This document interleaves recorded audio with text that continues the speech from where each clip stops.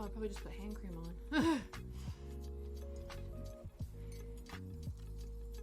You know. He's still buried, isn't he? Yeah, he is.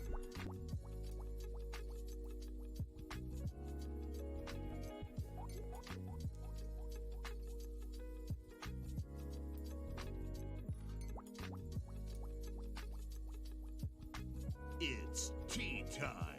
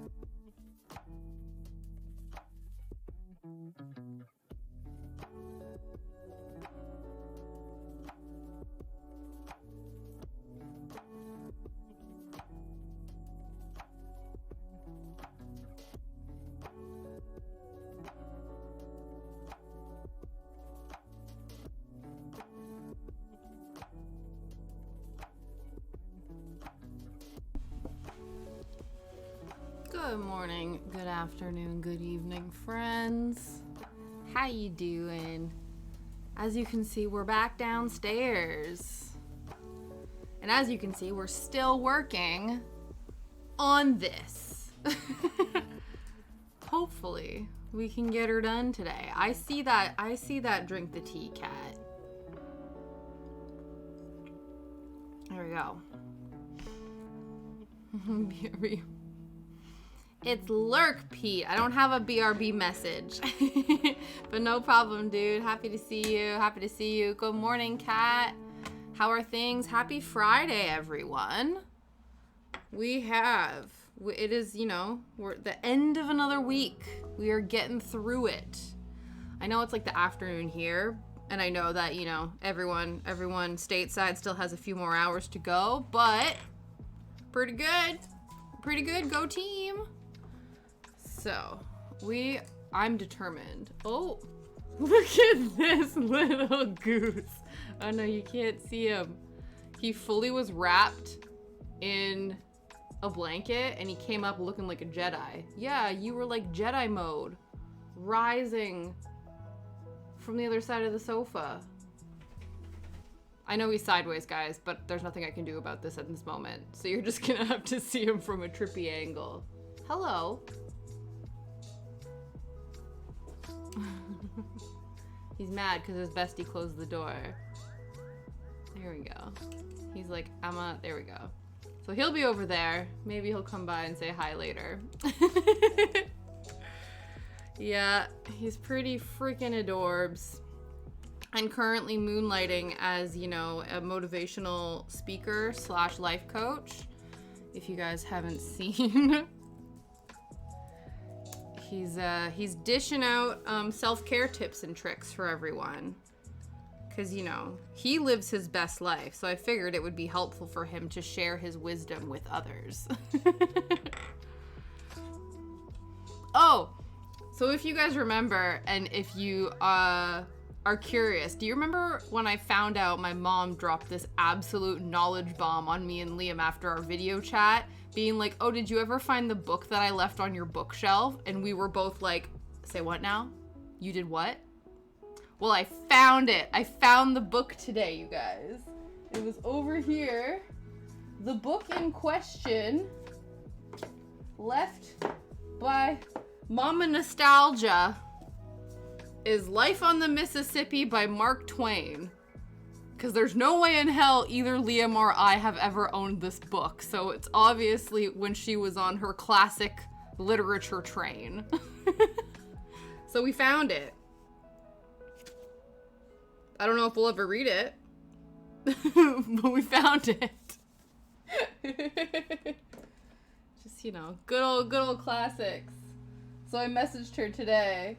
She's not awake yet, but I messaged her with a picture, with photographic evidence, being like, found it! No, exactly, it's not mine either. And I also feel like, too, in terms of, like, if you're doing the literary classics, I feel like that's a B-side from the Mark Twain bibliography. You know what I mean? Like, if we're gonna go literary classics with Mark Twain, that doesn't feel like, that feels like a bit of a B-side. But it's all good. So yes, we found it officially. But yes, as promised, I took Shadow to the field today. He had a wonderful time. Proper zoomies, which is why he's absolutely sparkled on the sofa now. Which is what we want. A tired dog is a good dog, is a happy dog. Exactly, exactly. Yeah. That's the thing, right? It's like, yes, okay. Classic literature. That's when I think of Mark Twain, I do think of Huckleberry Finn. But you are right. Tis a cringe reflection or a cringe reminder of the societal landscape. But yeah, I wonder if that one's any better. Probably not.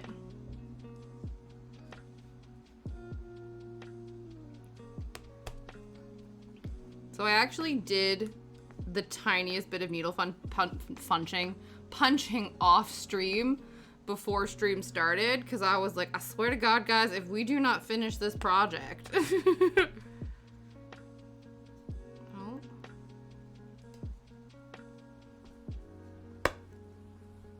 Yeah, the tension is causing strands to pop out, which is not cool.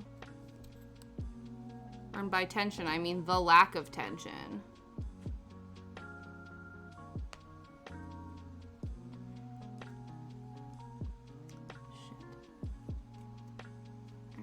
Put that shit back in where it came from. Yeah, hopefully.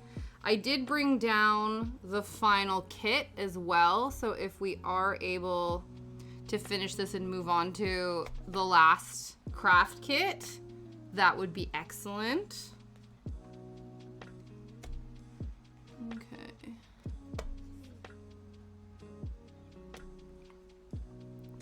But yeah, I hope everyone's having an A-OK Friday. I feel like I definitely didn't put these close enough together. Oh well. Is it a problem? No, it's still, ooh, maybe it is. Shit. Okay. Maybe we do need to go back in and close that gap. We'll see. We'll see.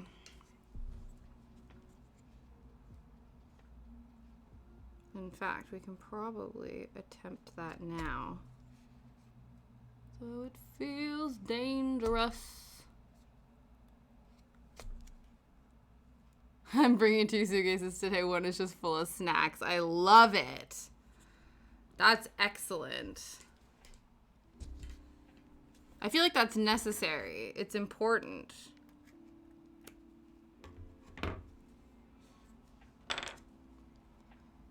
Good snacks help you both physically and mentally.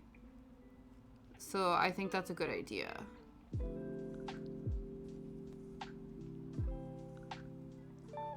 Yeah, I would think not. And probably too, I would assume it's probably quite pricey for what it is as well.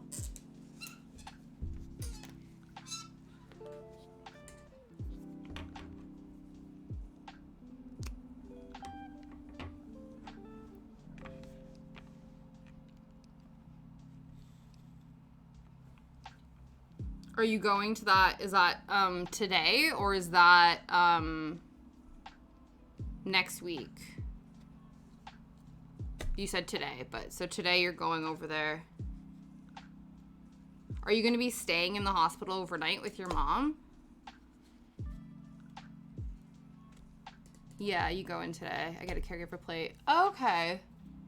But I've never seen. Yeah, ooh. No, you're like, not for me, please.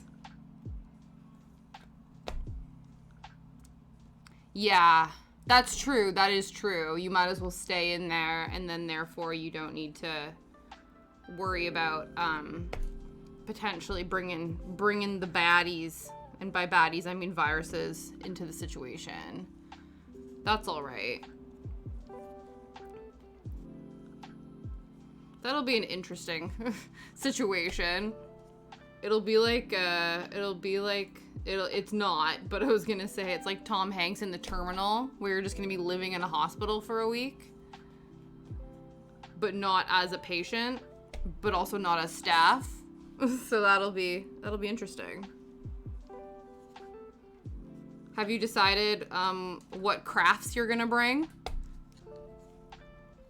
What things you will be doing to occupy your time.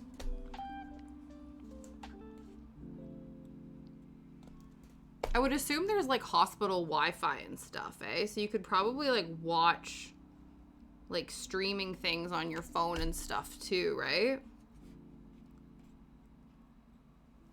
Possibly.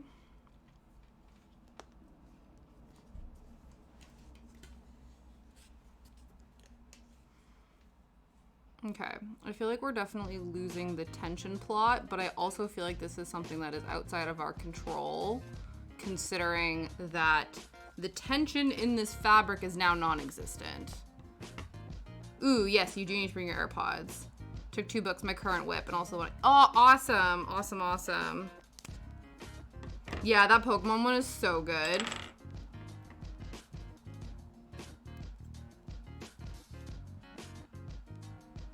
What is going on here?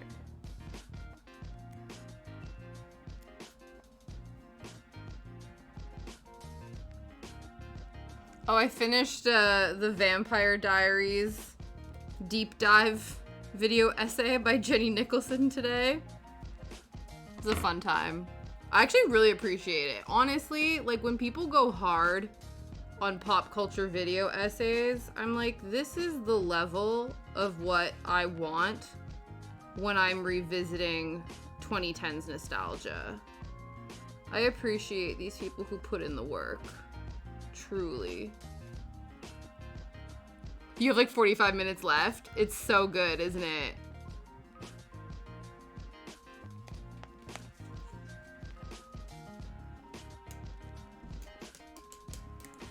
I think next I'm gonna do Mike's Glee one. Again, I never watched Glee really, but I also never watched any of the other shows that I deep dove, so I'm excited. Because I know you said the Glee one was really good, so I'm excited to do that.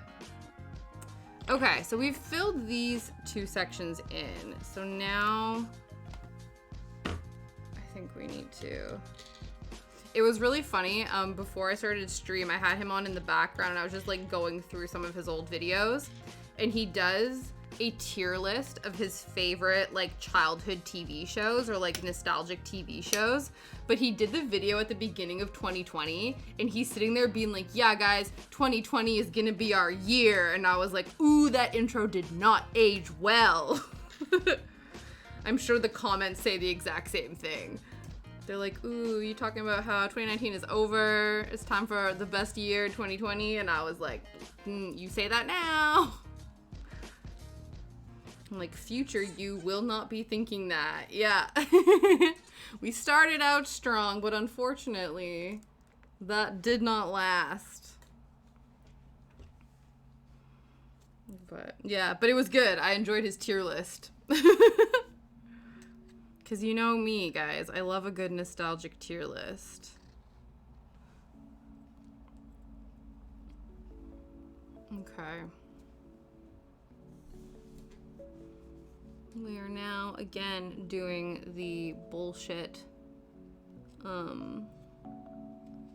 butting heads with the frame moment. We'll do that for a bit. Oh, I'm gonna try to not be in craft gremlin mode as much today, but no promises. This craft seems to bring out the worst in me, and by that I mean in my posture. But you know, art is suffering. Sometimes we must suffer for our art. You know, beauty is pain.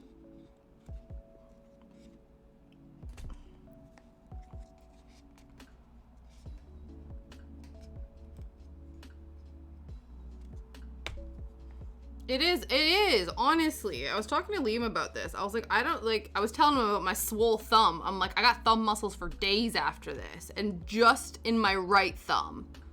No other fingers have achieved the level that the thumb has playing this stabby game.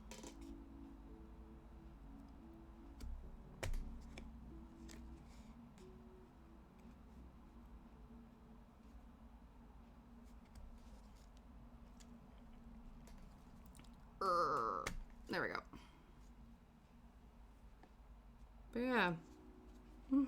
I'm like, oh yeah, I forgot how there's no tension left in this. Because to be fair, I feel like even if I didn't stab a hole in the center of it when I first started out, it would still end up with this stretch no tension bullshit. So I do think this was always gonna happen, and it wasn't just because we ruined the structural integrity of the canvas in this section here. I'm sure it didn't help, but I assume this was inevitable.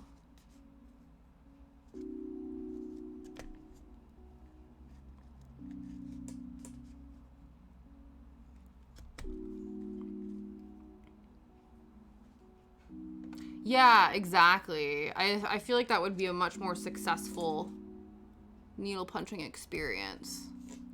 I wonder if Trimits has like a customer service and I can like rate their product and I'll be like, listen, Trimits, bestie, I respect you providing a frame for this, but you need to make it so that we can make it tighter and rearrange the canvas as we go, because this is not it.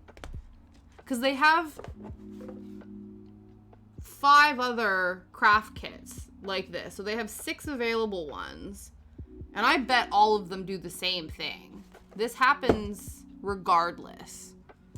So I gotta be like, guys, don't be like that. Adjust the expectations. Because I also wonder too, like, after you do this, like, I don't know, I guess I'm intrigued by continuing to punch needle, but also I feel like if there's somebody who is out there who gets really discouraged about, like, things not looking perfect and whatever, like, shout out to me probably a few years ago, I would find this kit very discouraging. You know, like, I would be like, okay, it's easy, but it looks ugly as hell. And I feel like some of that is not, like, that's just in the way that the kit is designed. But, oh well. Yeah, because, like, because even, too, like, again, with, like, we'll do the embroidery kit and, like, even cross-stitch kits. I guess it's harder when this is a square bit of canvas. But most of the things, if you can use a hoop and then with, like, you know, like your traditional embroidery or cross-stitch hoop, that would be more ideal. Yeah. That's the thing, right? Like, I guess, too, it's just about, because this is quite thick. Like, it's basically, I assume it's, like, the main frame, and then 2, 3, so there's 3 components of wood each side, with also a bunch of, like, finishing nails and stuff. So, if anything, I feel like this is more expensive than, like, an embroidery hoop. I guess, though, as well, the problem with the adjustability of the embroidery hoop is you need to make sure that it's strong enough to withstand putting a lot of pressure on it. Because I wonder, too, if the embroidery hoop method, with the amount of force we're putting on the punch needle, would actually keep popping off the frame. So that wouldn't be helpful. Yeah.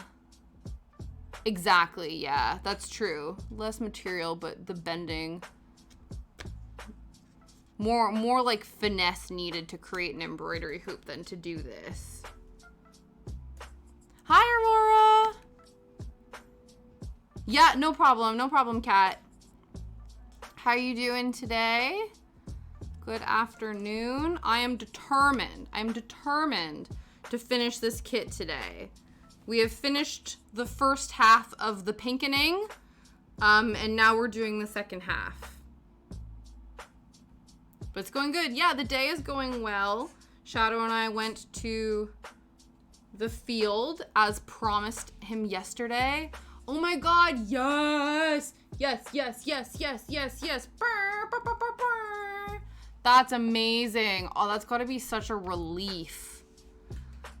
Oh, that's gotta be such a relief. How is she feeling? Like, is she fully, like, feeling better as well, or just no longer testing positive? Oh, that's gotta be, whew, nice. Yeah, we got there in the end. Yeah, definitely. It really knocked you all out, didn't it?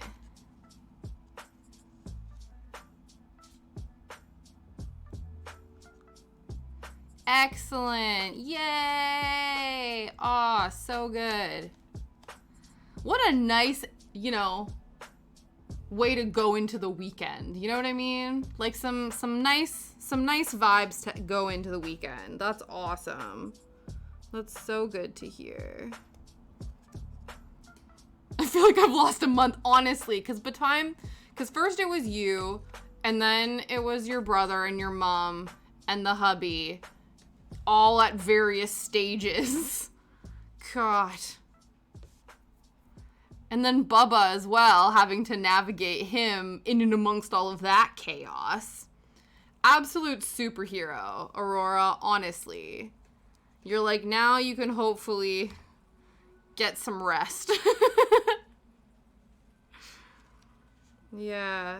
Yeah, because I'm trying to think when you had it. And then, yeah, genuinely. This is true. Yeah. You guys can live in a studio apartment and not kill each other. What a good test, you know? It's one of those where it's like, we were not thriving, but we were surviving. Yeah, truly. You're like, now we know. You're like, I know we can do it. I never want to do it again, but we know we can. And that's nice. That's very validating.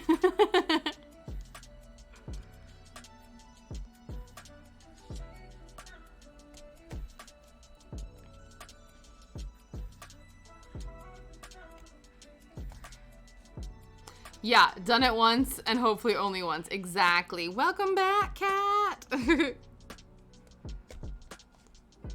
Yes, exactly. Yay, yay, yay.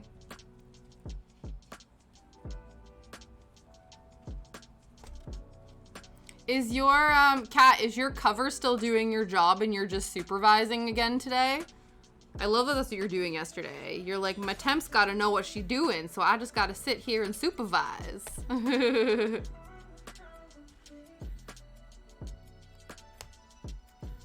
That's awesome. Love that. And you get to leave early because it's Friday.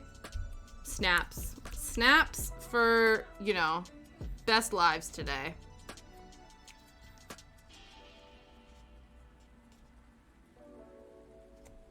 Ow.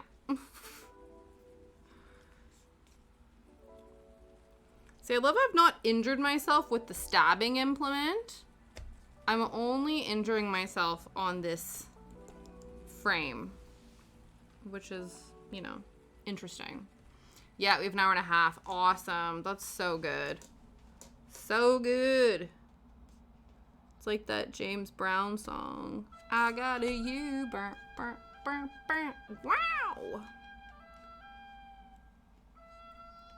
So you know how we play, so I think I've explained this before, where I've talked about and we have played one of my favorite games, which was the American Idol game for the PS2.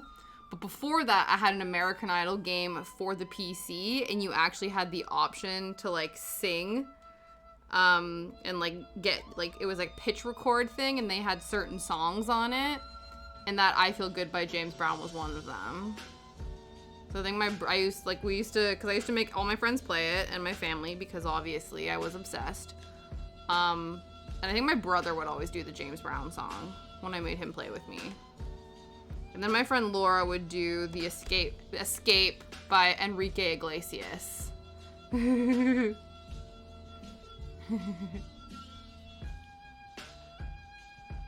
don't even know this game. No, yeah. It was an American Idol PC game. I don't know what it was called, though. Probably just American Idol. Do-da-do-da-dum. Yeah.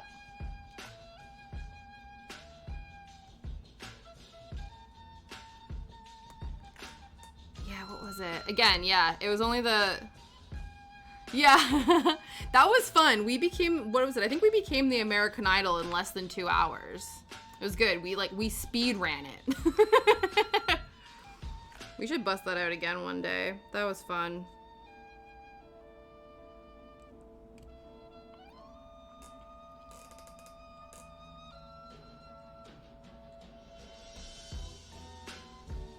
It's basically like a DDR game, but instead of using your feet, you're just button mashing to the beat so your performer can play songs or perform songs.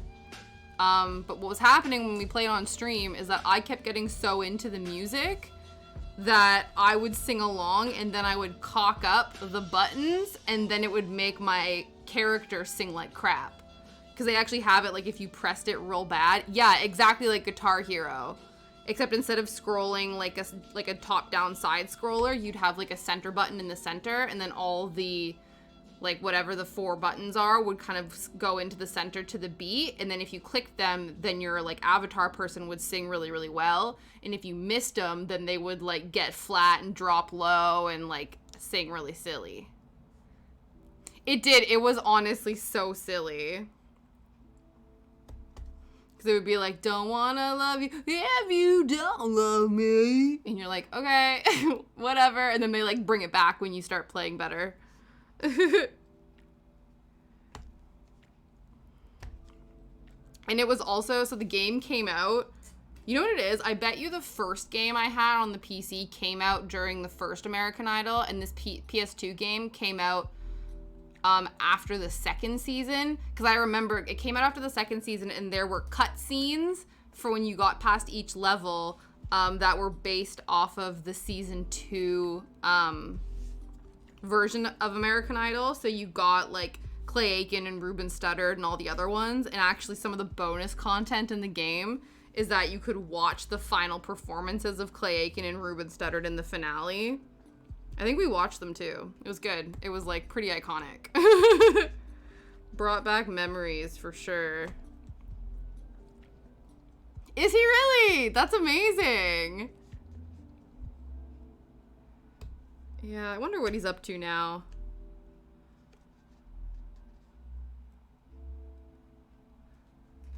I hope he's well.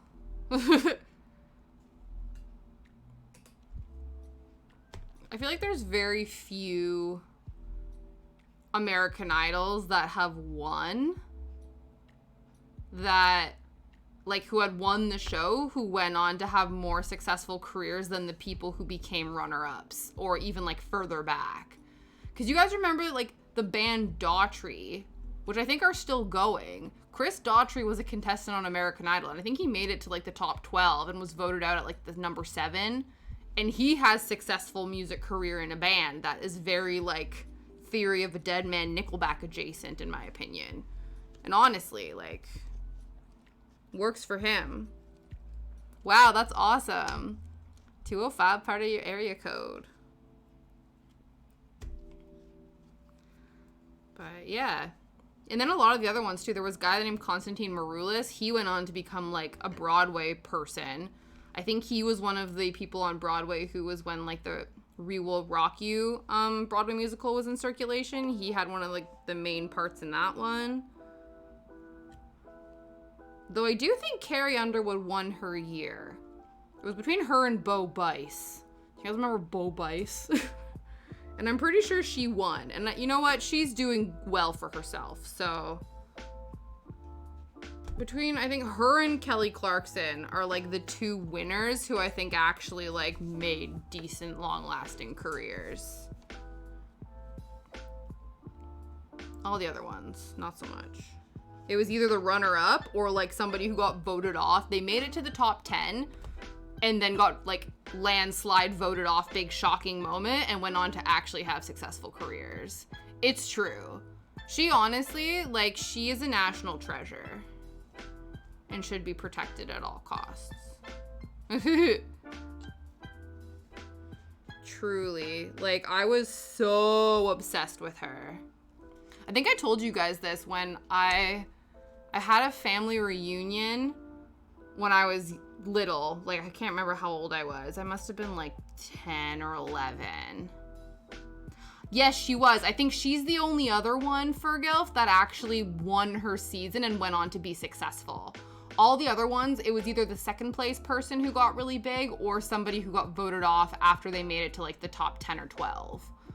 But yeah, I can only think her and Kelly Clarkson were like winners who went on to be awesome. You best believe Before He Cheats is one of my top karaoke jams. That song, yeah. Yeah, exactly. I don't know if she's but I think she's still making albums. But yeah. It was Since You've Been Gone by Kelly Clarkson was a cultural defining moment, and Carrie Underwood's Before He Cheats, also cultural defining moment. But anyway, back to my story. So for a family reunion, I basically wanted to look like the way Kelly Clarkson looked on her Breakaway album cover, where she had this like khaki colored or like tan colored mesh top, and then she had like her hair was in this like funky bob with real chunky highlights, but I wasn't gonna do the big chunky highlights. I just tried to do the haircut without having any concept of the fact that was obviously styled. So my hair looked nothing like that, but my outfit was pretty on point. I had the mesh top with the white tank top underneath. And then I think I was wearing capri pants, because of course I was wearing capri pants in the summer in the 2000s. Khaki, yeah. That look's coming back, is it? The mesh, yeah. Isn't that the thing we're talking now? I think I keep seeing too that people are like waiting for the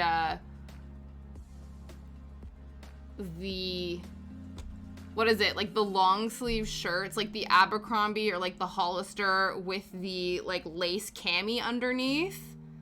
That was a big thing in the 2010s, and I think that is coming back as well. Love the way you say khaki. Khaki.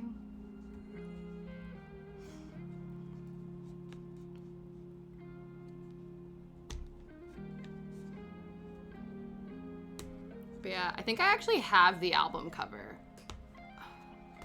I have the CD still. It's right over there. Let me finish this bullshit and then I will get it out. Though I'm sure you guys could just Google it. But wouldn't it be more fun if I showed you? So we're skinny eyebrows. Yeah, luckily I never ended up succumbing to the skinny eyebrow trend. So my eyebrows, I never had to struggle through the growing back of the eyebrow phase that I think a bunch of my friends had to do. Okay, let's swap sides. I'm seeing all this. You are! It's true, Aurora, because you're rewatching The Hills, so you are fully in the 2010s fashion scene. Oh my goodness. Like, truly peak 2010s culture is The Hills. My eyebrows are just one eyebrow and they grow back like overnight. Yeah.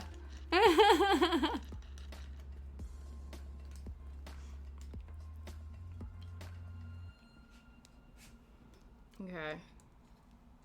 Here, give me a minute. Let me pop this here.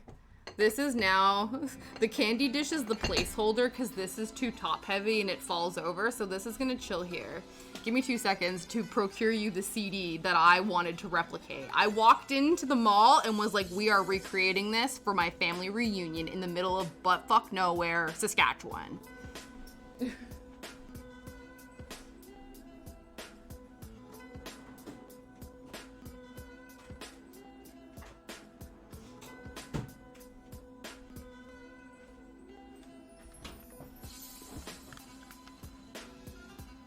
This be the one, baby. Iconic. And I had a top similar to this, and I was like, yup, make it happen. Though yeah, I didn't have jeans. I had capris on. Even this, iconic picture. Love it. Yep. I was like, I would like this, please. You had a shirt like that, but it's a different color. Oh, interesting. Yeah, that was a thing too. Just like cool macrame tops in different colors. So good. Did you guys view the cinema experience that is From Justin to Kelly? The absolute train wreck that was From Justin to Kelly. You best believe I saw that shit in theaters. I saw that in the cinema. It was me, my mom, my best friend, and her mom, and maybe her sister as well. And I'm pretty sure we were one of like 9 people in the entire theater. Yeah. Because they were trying to go for like pop Grease is what it was, I feel like. They were basically like, let's make Grease 2010 with our American Idols. And it actually had a bunch of songs from her upcoming album that they had reworked to be part of the soundtrack for the show. And then they tried to make Justin and Kelly romantic, like, love interests in the show, and they had no chemistry, and it was cringe. But it was a cultural moment. And we must respect Queen Kelly Clarkson. But yeah, I wonder if I can find that at the used DVD place, because I was able to find all my other cultural moments. I was able to procure Josie and the Pussycats. I already had the Spice Girls movie. Pretty sure I own it on DVD from... Yes, exactly. Oh, the $5 Walmart bin. Classic. Classic. The massive bin that was just a free-for-all. I remember sometimes, I think me and my dad would get really bored, and sometimes we'd try to organize that, because there was the $5 CD bin and the DVD bin, and we used to go through there and try to like group things together just to provide a bit of order. I don't know what that says about us as people. Our obsessive need to like... Tu Wong Fu was purchased like 3 times by accident. Yeah, man. It's a wasteland. It's truly a glorious wasteland.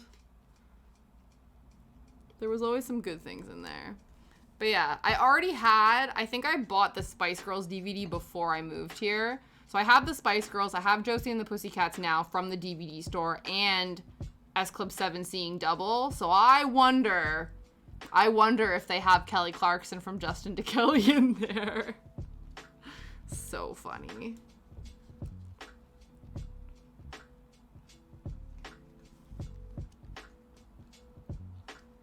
Okay.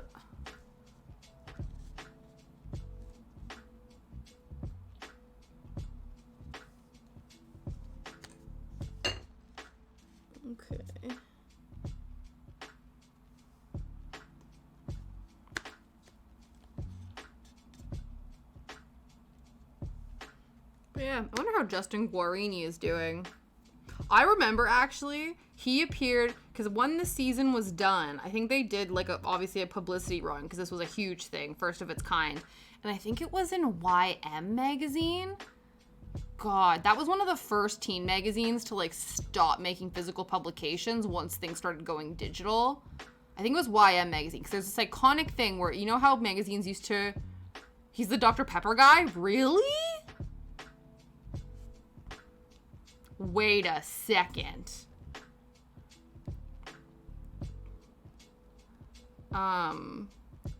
But yeah, so there was this Dr. Pepper Justin Guarini.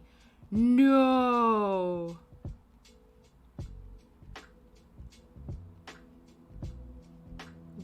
What? Lil Sweet on the Dr. Pepper commercials. Was this a Super Bowl commercial? This must have been a Super Bowl commercial. Interesting. Interesting. Wowie wow. That's so funny. I'll have to watch that later.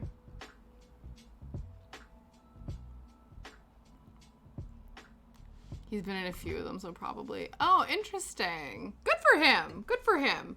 But anyway, so there was this iconic magazine thing. 'Cause you know how magazines used to sometimes offer, there would be like a double issue, so you could get like, I don't know, like collector's editions where there would be different covers. So you could try to go and get both covers at your local magazine store. Because if you wanted to like have both of them. I also remember they did this when Lord of the Rings came out, and you could get a Legolas Orlando Bloom cover of like Teen Vogue, or you could get the Elijah Wood cover of Teen Vogue. I was an Elijah Wood simp, so I wanted the Frodo one. I can't remember if I got it. But anyway, so with this thing, when the Kelly Clarkson, Justin Guarini covers came out, Justin's hair looked like he had shaved it, and he had these long curly locks, right? And so everyone was like freaking out when these covers dropped, because they were like, oh my God, Justin shaved his iconic hair, travesty, national emergency, where did the curly locks go? They just slicked them back. So they slicked it back with like gel and tied it back to make it look like he had shaved his head for this photo shoot and was not, in fact, debuting a new look. So that happened. And I remember society was shook for a hot minute until they dropped the bomb that no, we did actually not make him shave his head for this photo shoot. But for a minute, everyone was real scared about it because they were like, what is Justin without his curly hair? You know? Yeah, Elijah Wood, exactly. I was an Elijah Wood stan for reals. I don't even think I had seen the Lord of the Rings series. I just, you know, they were promoting it so much and it was all over, I would say social media, but no, it was all over the magazines. That was my 90s, 2000s social media. And I was obsessed with him. I even had a bookmark. I think it was like a free bookmark. That was like one of those just cardboard bookmarks that had a printout, like a print of Frodo on it. And I coveted that. I was like, yes. I want Frodo to be with me when I read all of my teen YA books. I've loved that dude since I was a kid. Yeah. Yeah. Mm-hmm. Absolutely.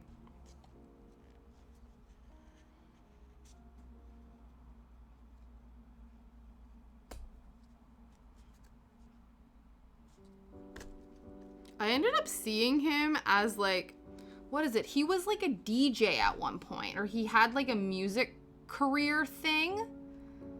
And he played at the Atomic Lollipop Festival, where I got to see my besties Prozac have their musical reunion, and that was the reason I was there. Yeah, he's a DJ for, what is the name of his band? His DJ thing. Career. Where is it? Come on, Wikipedia.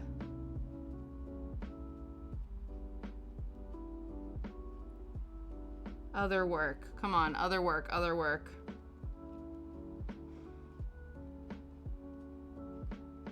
He started his own record label. Would announce that. Okay. Where is it?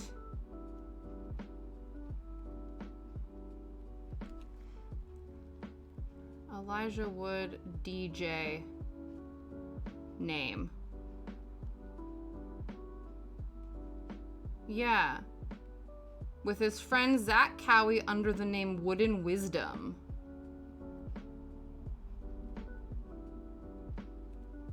I don't think that's what it is anymore.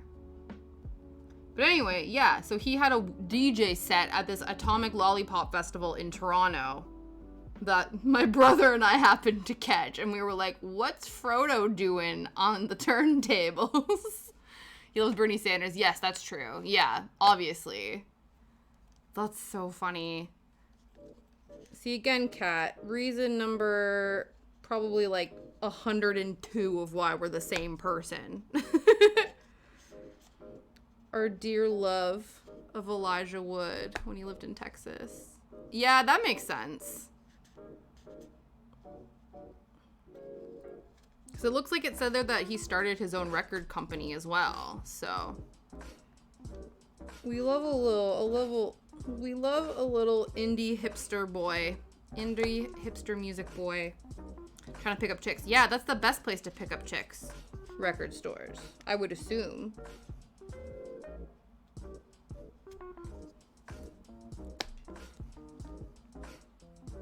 Yeah. I did notice on his Wikipedia, apparently he's been married twice. I also, for some reason, I love learning about celebs on this stream. I know, right? I feel like I just have, I told you guys, I honestly had like the biggest magazine collection. I was one of those people. So, you know, any niche celebrity info, yep, again, reason number 102, 103, and 104 why Kat and I are the same person.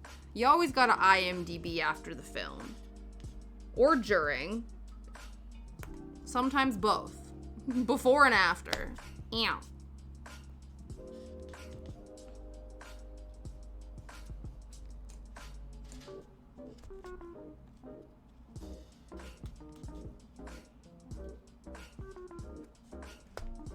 Okay.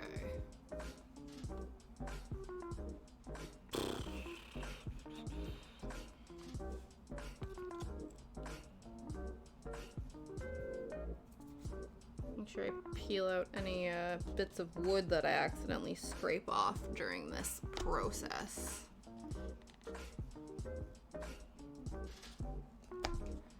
All right.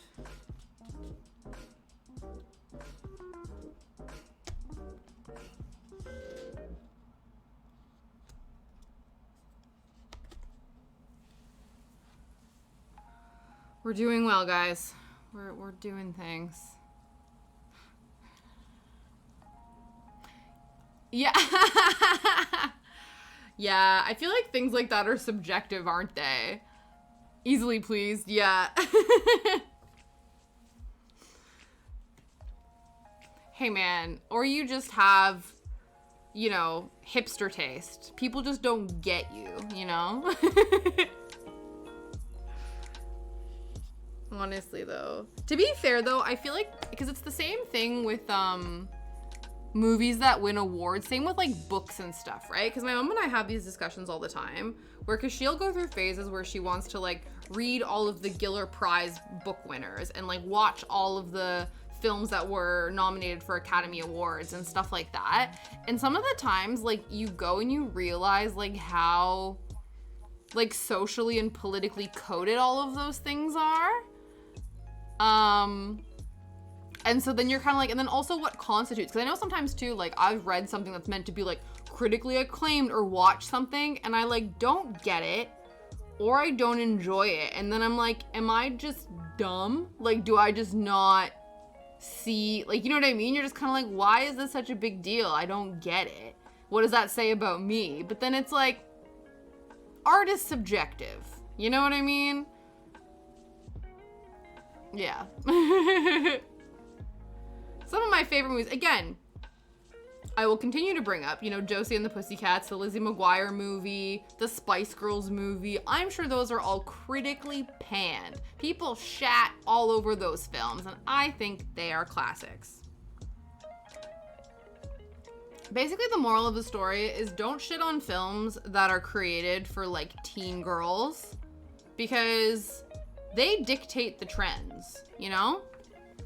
Put some respect on their name.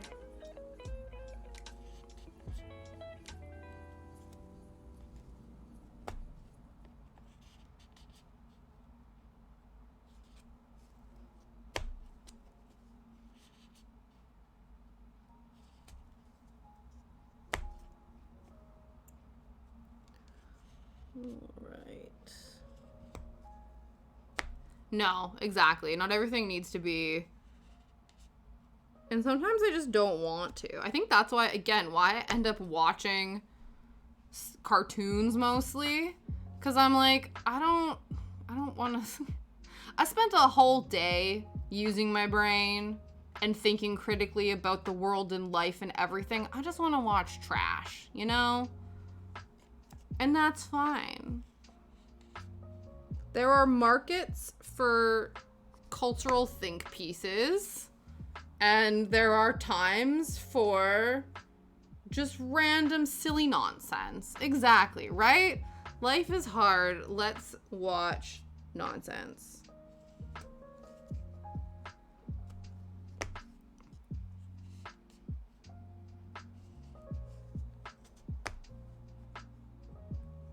I enjoyed that Vampire Academy movie too. Isn't it based on a book series? Apparently, I think what happens is sometimes they're adapted poorly. Because isn't that the one where, spoiler, Sarah Hyland is like an evil vampire? That one's cute. Yeah.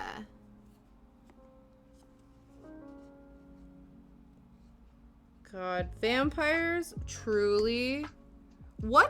What's the current supernatural hot thing? Does that make sense? Because you know how like vampires had such a cultural chokehold on the 2010s for us?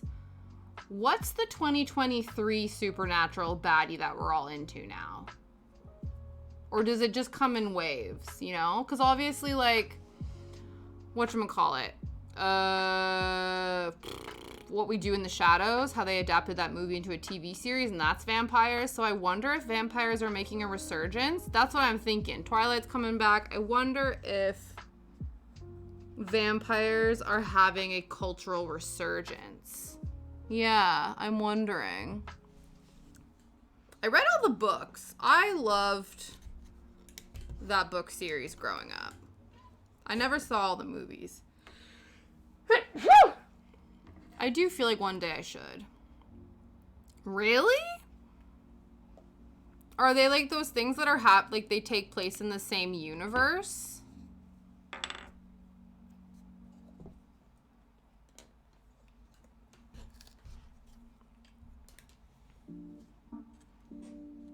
I think I read some not so savory stuff about her. Literally today. I think it might have been her. Yeah, because wasn't it Catherine Hardwicke directed the first one? Let me see. Remind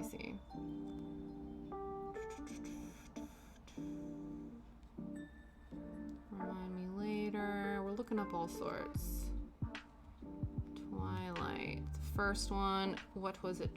Who directed it? Yes, Catherine Hardwicke. So yes, I read a thing. Yes. The creepy Mormon thing. I read that too. And I read that Catherine Hardwicke and them tried so hard. But that they tried so hard to diversify the casting. To like add diversity to the town and to the story. And Stephanie Meyers was like, no. These are based off of people that I know. You must make them all white. So apparently they fought. Yeah. Fun, eh? Fun. But yeah, I read that today and I was like, I didn't know that. But, you know, it tracks. It tracks. All your faves are problematic. Truly.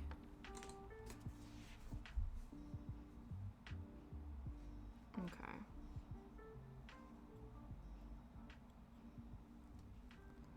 Again, do we think we can fit more in here? You like the movie? Yeah, I don't remember. I never read the books. I know my sister-in-law read the books and loved them. And she actually didn't mind the movie and she hated the series. I got into the Netflix series for a minute, but like most long-term running series, I binge them for like, I don't know, I like hyper-focus on them for maybe like a month and then I get over it. So yeah, never finished Mortal Instruments, never finished Pretty Little Liars. Yeah.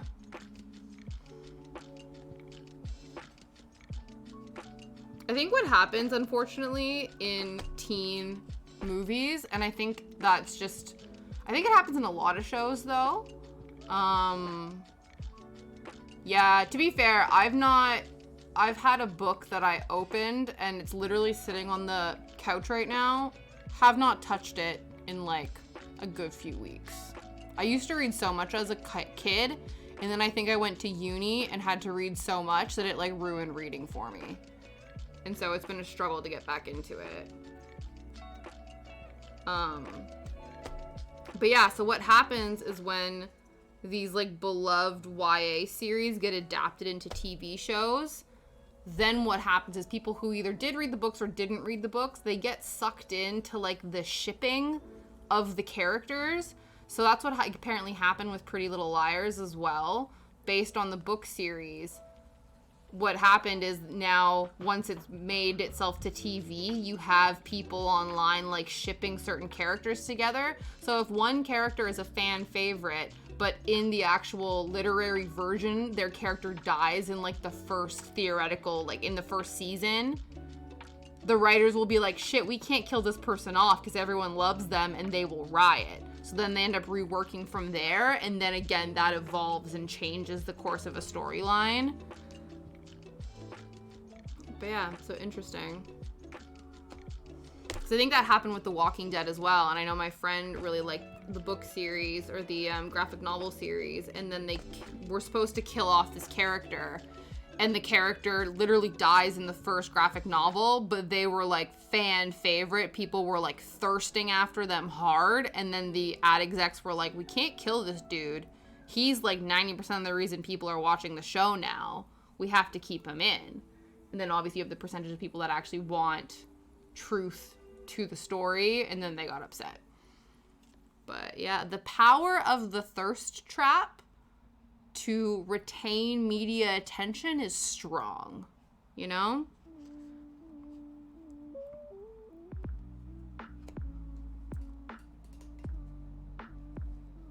Ugh.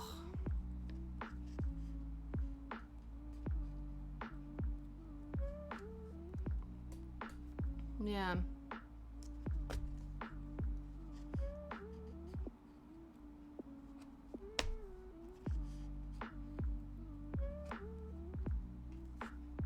I don't know if that's the case for all of the times source material goes completely off the rails, like, or TV adaptations or movie adaptations go completely off the rails from the book series. I think the shipping of it all is part of that. I don't think it's always the case, but from the few cultural deep dives I've watched, that seems to be more the norm.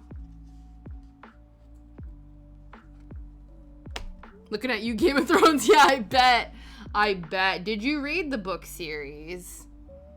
That's one that I think also probably deviated quite a bit.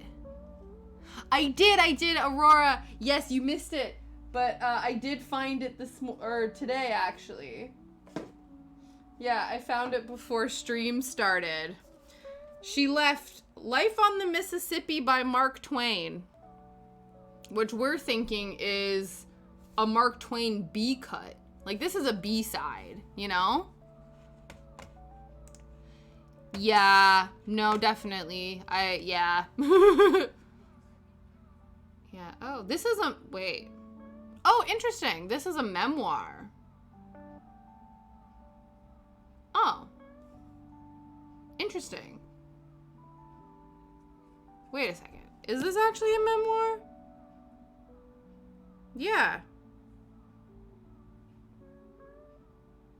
Interesting. So maybe this is... Okay. Huh. So it's a memoir about Mark Twain's time as a Mississippi riverboat pilot. Interesting. I just assumed that this was a work of fiction. But apparently not.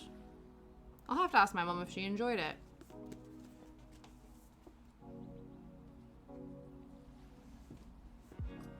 So that explains why I assumed it was a Mark Twain B-side, because it's a memoir and not one of his literary classics.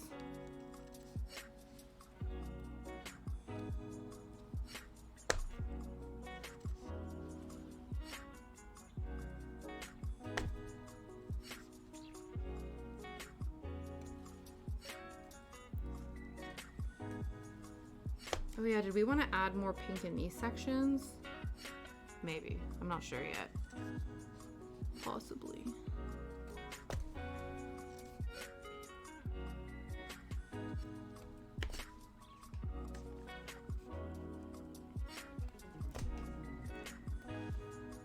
Okay. Yeah. Interesting.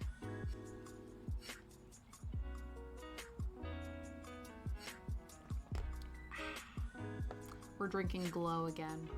I also had 2 cups of tea in very quick succession, so I may need to pee at some point during the stream.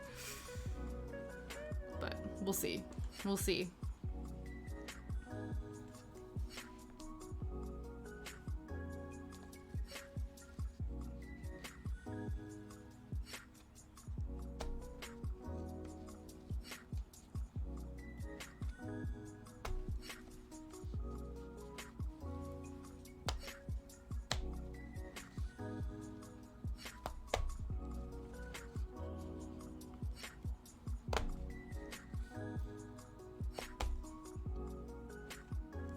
Make sure that's still doing its thing.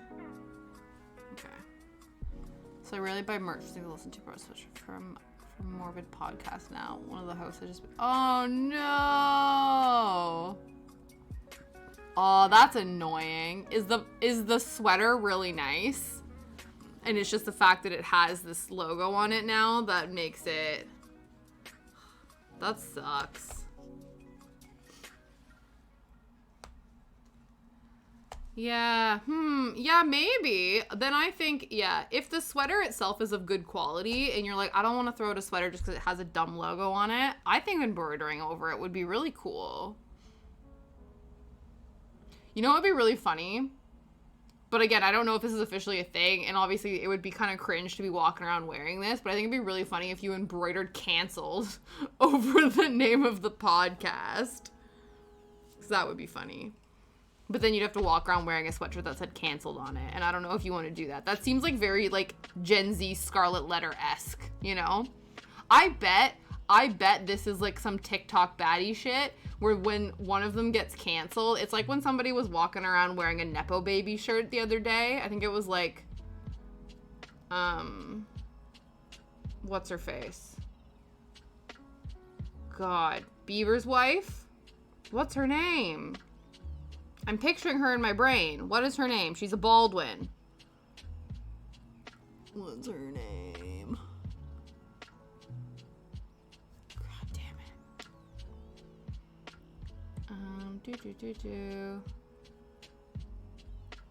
Baldwin. Justin Bieber. Haley, that's her name. Haley, that's her name. Yes. Hailey Bieber. I think she, because of course now the like nepotism baby thing is all in like the cultural zeitgeist. So I think she was papped wearing a Nepo Baby shirt as a joke. So I think what happens, what I think would be funny, because I'm sure, you know, Gen Z TikTokers, when they get canceled, I think it would be funny if they walked around wearing a canceled shirt. And I bet some of them do.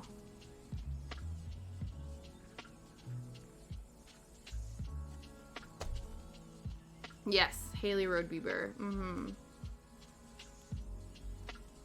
It wasn't me to like slander her or anything like that. I have nothing against her. I just know that was the example I was making. I'm surprised. I don't know why her name escaped me for so long. Jeez. It's because I have too many 2010 celebrities saved in my memory bank that I don't have space for newly relevant celebrities. If you weren't popular in the 2010s, my brain has no space to remember you, I guess. Sorry. Sorry, Hailey. Yeah, I know. Yeah, from, yeah, she had a blood clot. Wasn't she had like a brain aneurysm and it was from taking birth control? Because they always have to check. You always have to check for blood clotting and stuff because that's one of the side effects of birth control. And so the one that she was on, she obviously wasn't supposed to be on. And yeah, she had like a stroke or something, didn't she? It's a blood clot that moved into her brain. Scary shit. Yeah. And this is why, as much as pisses me off. I have to go every few months to have like a check with the doctor to be like, make sure you're not experiencing literally terrible side effects of taking birth control. And then we check and we go, nope, we good. Because that is an example of not good.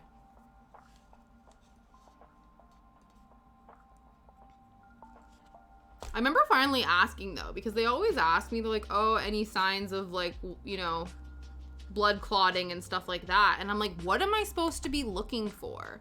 Because they'll go through and ask you questions like, have you experienced this, this, and that? And then sometimes they'll be like, oh, have you experienced this? And I'm like, I don't think so. How would I know if I am? And so I finally had to ask for clarification. And they're like, yeah, this is what you're meant to be looking for. And I'm like, now I know how to answer the question. I'm like, don't assume that I know what I'm looking for.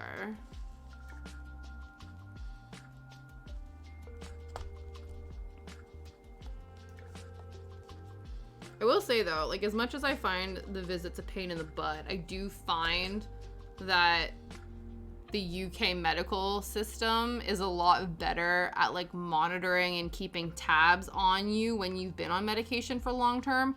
Because I remember when they first started doing this with me, they're like, we got to do like a pill check. And I'm like, I've never, like, the entire time, like, because I started birth control for like hormone regulation when I was like 12, 13. And I've been on that shit for years. And the doctors never thought to check to make sure I'm not getting blood clots. Like, I didn't even know that was something I needed to worry about. And then I moved here and they're like, oh, we got to make sure we check for all these signs and symptoms to make sure that nothing bad is happening. And I'm like, okay. Aw, Pete. Excellent. Thank you for continuing your gift sub. Amazing, amazing. You've returned from your woodland adventure. How are you doing? Did you sleep better tonight? What a time to come back. Yeah, right? Yeah. Yeah, that was like, you know, another day, another Tash mini rant. But yeah, so I will give, you know, the underfunded NHS that. I think I remember you said that. Yeah. Hormones are wild, honestly.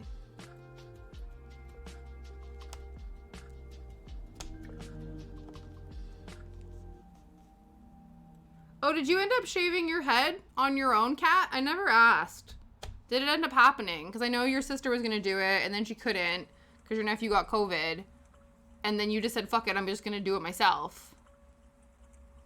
So I wasn't sure if you did it or not. Oh, you had a team meetings, but you're volunteering. Oh, awesome. No, you just had to keep it for now. Fair. The chaotic urge to shave your head passed. Meow. But yeah, I'm doing well, Pete. I think I just cracked my nail. Yeah, I did. On this stupid frame, but it's fine. Nothing broke. It's just like a nail fracture. Oh, that's not bad then. So what had happened was initially you got like, you're like, it's that weird annoying length, but now it's grown just enough that it can be in like a tolerable ponytail length. That's good. It's the in-between. It's the, when it's too short for a ponytail, I could see that being frustrating. It's not, it's too long that it gets in your face, but not, ooh. Hey, someone gifted me that sub that ran out an hour ago. I was filming and couldn't resub. Ha! Oh, that's amazing. Good guy, Pete.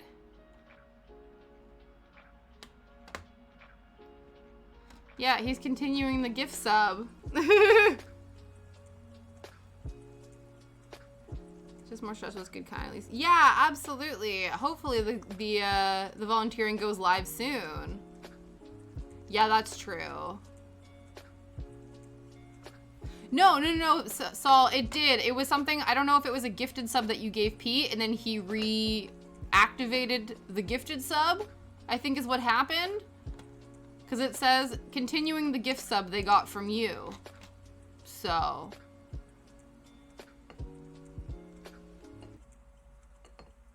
No, you don't have one. You have a Prime Gaming one right now. And then Pete has one.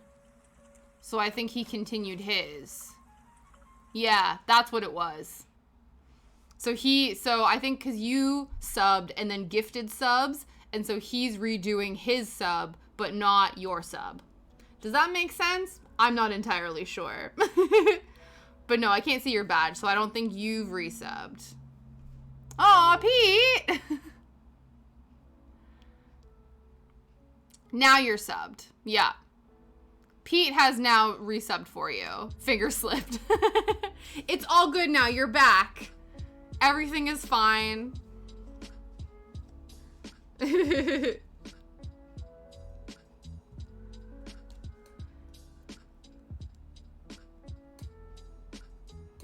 You did, exactly. You predicted the future. Are you sure you're not in costume as one of your mystics?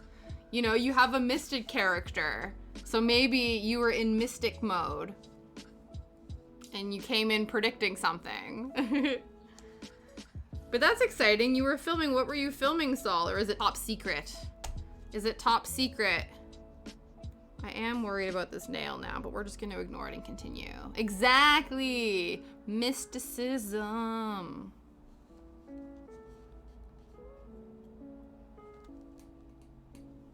Here we go. Yeah, Aurora's like, you know, there's been a significant lack of puns in today's stream. Yeah. No, it's not. I don't know. I'm like, you know, this shit works better than mine does. I'm like, I don't know how this works. Filming from my friend's trail. Oh, amazing. Amazing, amazing. When is Monty Python tribute night? And if that sounds like your cup of tea, then you should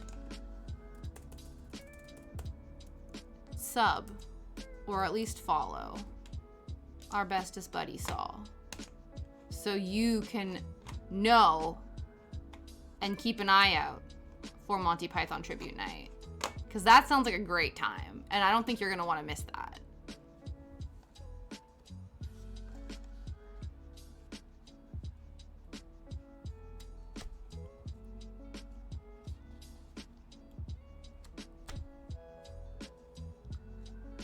'26th of Feb.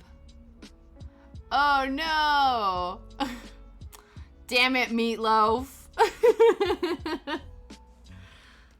Being a silly goose. Being a silly goose.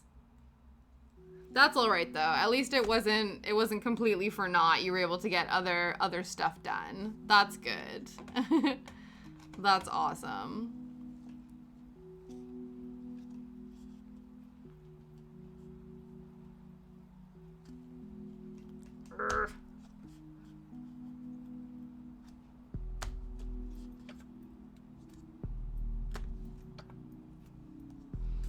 I just want to get the perimeter felted so that I can stop running my hand into the frame. I think we're almost there. And again, I'll have to see if we want to add some yarn, some pink to that section. These little bits. Possibly. Maybe. We'll just keep going. Just keep punching, punching, punching. What do we do when we're feeling low? Or just keep punching, punching. Oh, that's nice. Oh, the hamster's gonna be participating. Almost done. Yeah, you say that. You say that. We still have this whole section here. But I am determined. We have like an hour and a half. So I think this shit's gonna get done. I am manifesting it into the universe that we are gonna get it done. And then if we have time to start the next project, cool. If not, we'll save that for sometime next week. We're either going to do it on Tuesday if we don't have a baking stream instead. I'm still debating that. I'm still logistically figuring out how that would work. Or, like I said, we're just going to have regular old kit stream. And then Thursday, guys, the penultimate Thursday next week is our 1-year anniversary. And we're going to have a tea party. And you're all invited. And it's going to be so much fun. I'm so excited. I'm almost done my year in review video. I'm not finishing it before my, yeah, Tosh will say get in the hole. Yeah, it's true. It's true. Yeah. Yeah. Another. Yup. Another 200 times at minimum. And if I'm not saying it, you know I'm thinking it. Absolutely.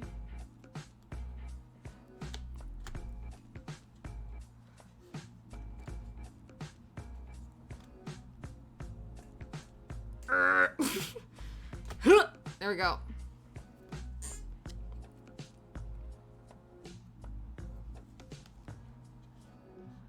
All right. Yes, of course.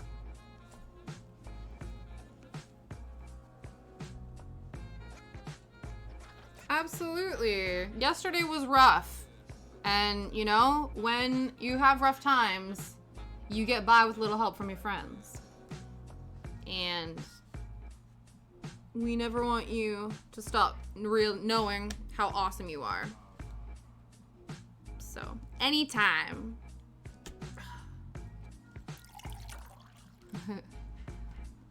Oh, Paluska?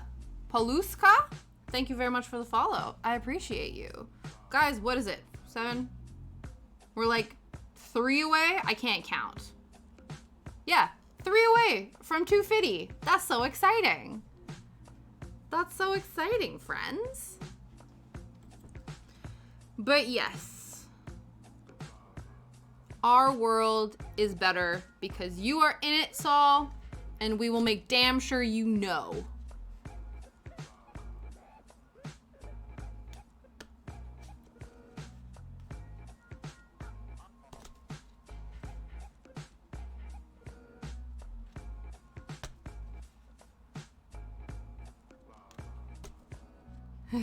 Hi, Kay! 3 away, exactly. I know, exciting stuff. Exciting stuff. Maybe we'll get there by the anniversary party. That would be cool. How you doing, Kay? Happy Friday. We've made it to the end of the week. The weekend is upon us. And I'll be damned if we don't punch our way through to the end of this project. I am determined. Je suis détermined. I don't know what determined is en français. 3 away from 250 followers, which is very exciting. We moving on up, moving on out.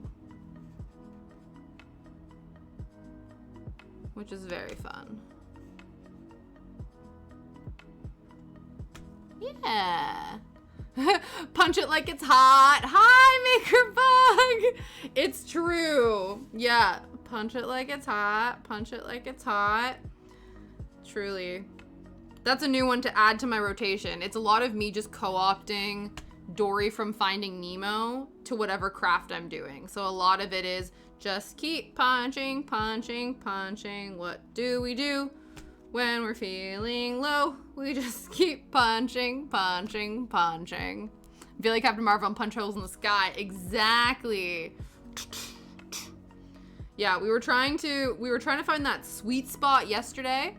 Kat and Aurora were trying to rile me up because we thought maybe if we got Tasha a little bit aggro, that would give me like Super Saiyan needle punching strength. But what was happening is I was getting so riled up that I had to stop needle punching to articulate my points. So we're exactly. It got too much. I got too into the rant. So we needed to stop what we were doing. So we're trying to find that sweet spot today.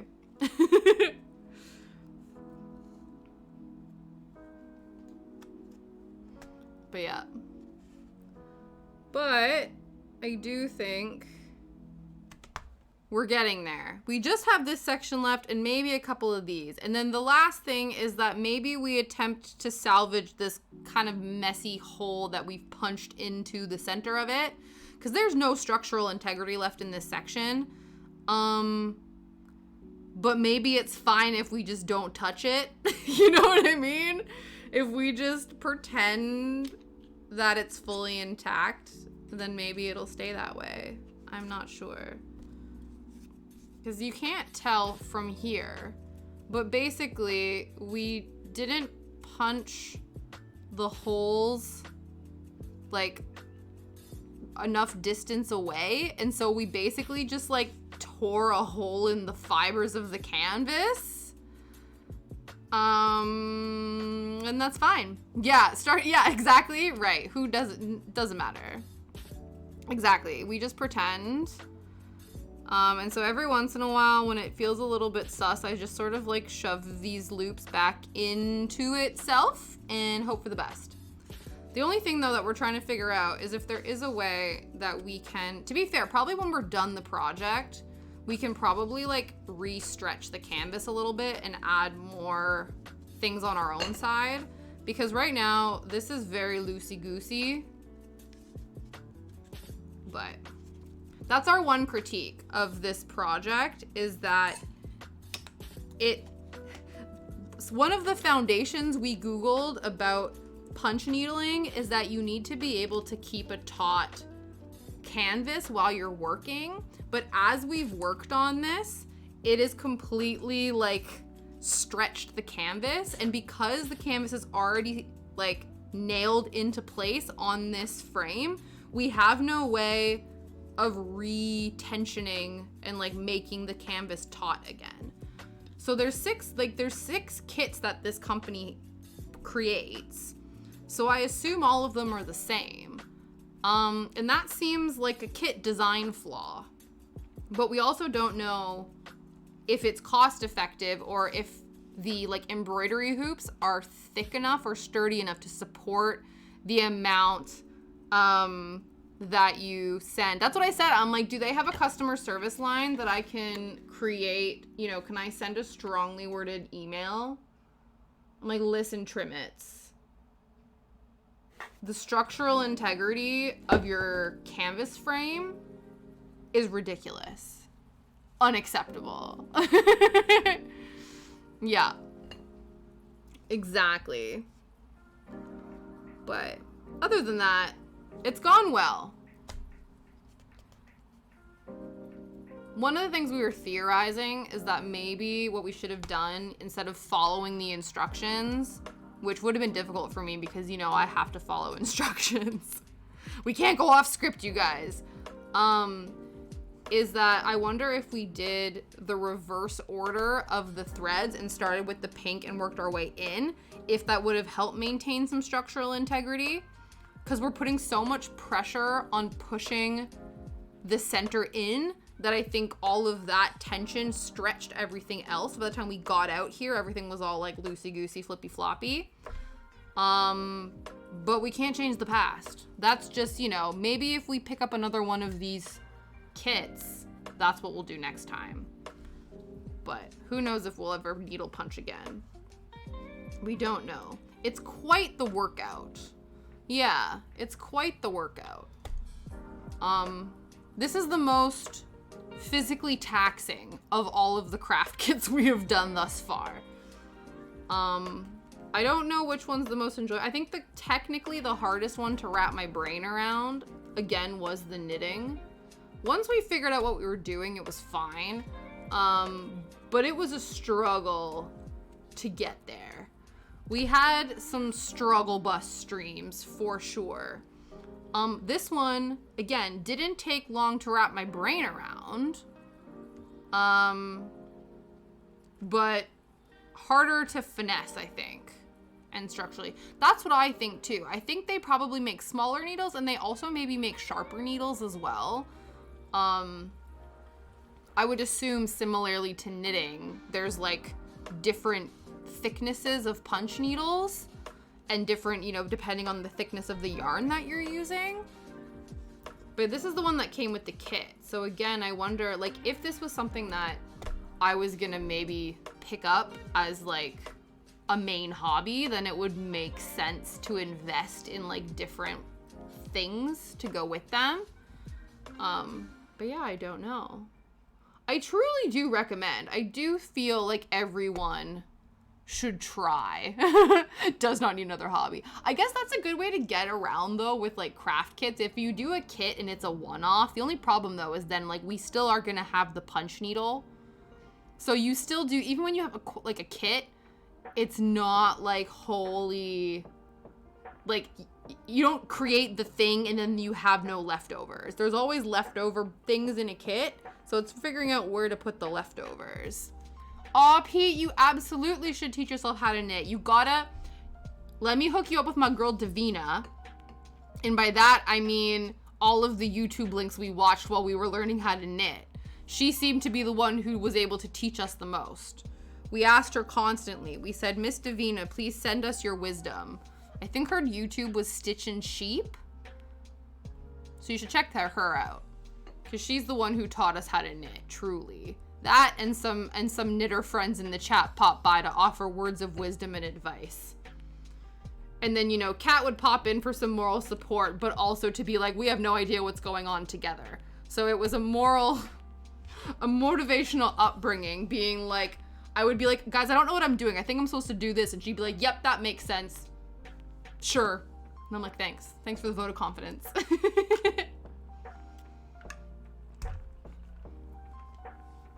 But yeah, that would be so exciting, Pete. And then you can make a snood for your family dog. It's my new thing now. All dogs must have snoods.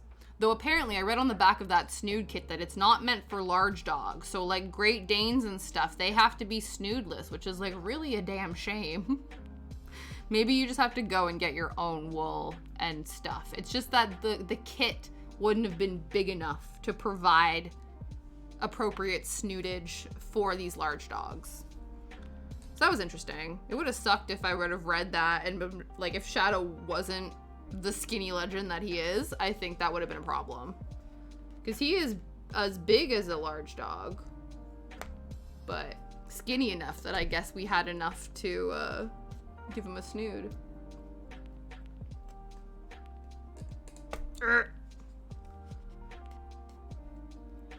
Yeah, most of these needle felt or punch needling streams have consisted of a lot of grunting. Because, you know, when you make noises, it harnesses your strength and you can do things. You know, is that not, that's why bodybuilders yell all the time when they're at the gym, right? Because it helps give them strength. That's what we're doing to a lesser degree here. Jesus. It's weird. Sometimes we'll go through a phase where we're punching and it's going very smoothly. And other times, like now, I am just getting such resistance. I'm like, listen, canvas. What did I ever do to you?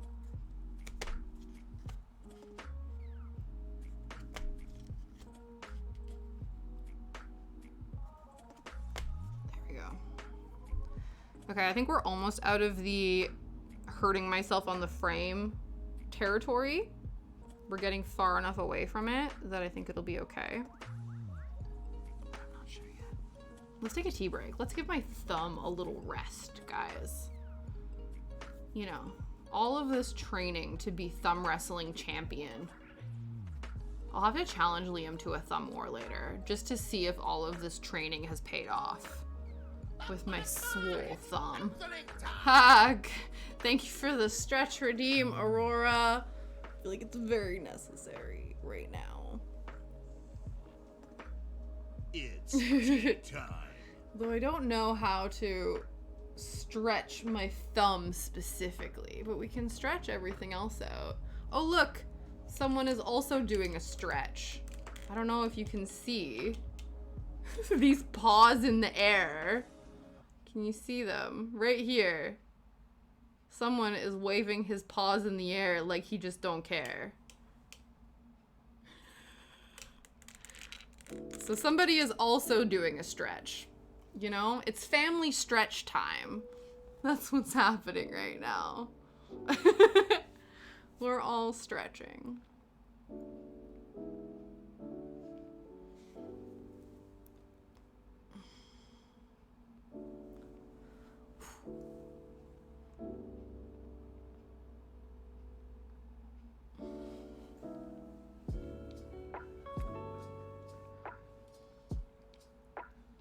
Let's also drink the tea. Sun's starting to go down now, so we might have to activate ghost mode later. For you guys that don't know, the lighting down here is crap, so when we're outside of the filming studio, I have all these like artificial lights set up to try to make it work, because once that sun goes down, there's like no light. So I have my side table lamp, which will help, but if I turn it on, I turn into a ghost. I just completely flash myself out. So we don't have to do that yet, but probably soon.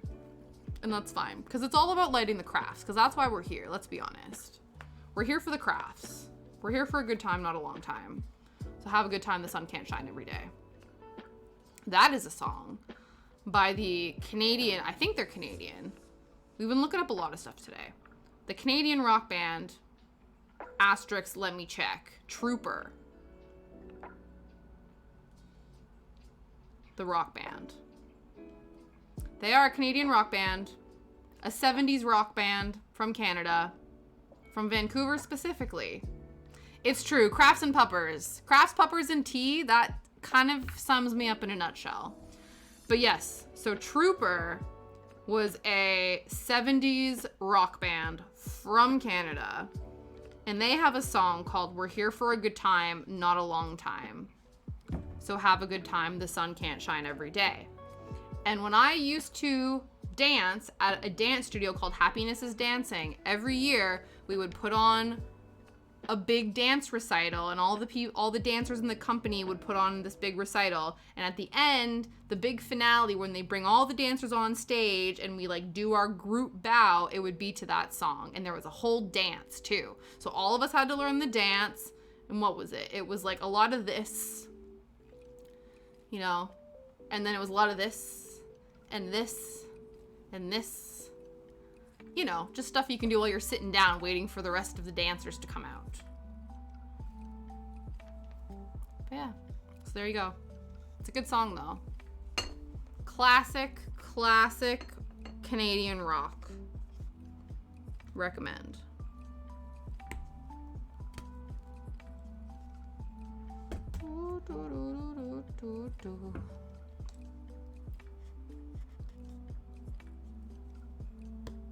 I think there was like a harmonica solo in it as well, which you know.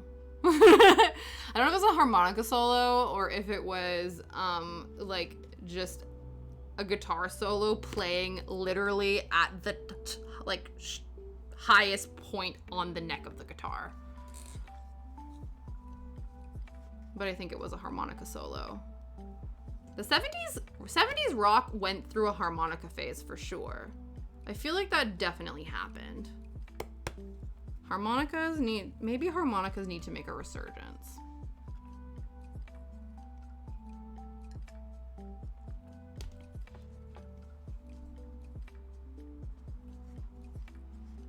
Okay. Yeah, I feel like the tension on these is already getting better the further away we get from this frame. Blues Traveler comes to mind. Is that a band or is that a song? Because that definitely probably is within that. Blues Traveler. Rock band. Yup. 80s. Definitely. Yup. Exactly. Classic rock. Harmonica moment.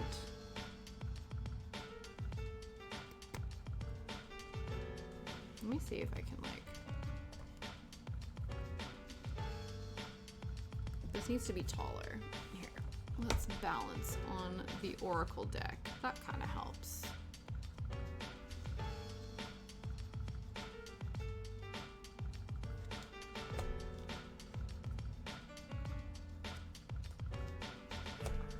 I'll have to see. So we have a meeting with the DJ that we're looking to hire for our wedding reception, because he's very old school. I had to physically call him.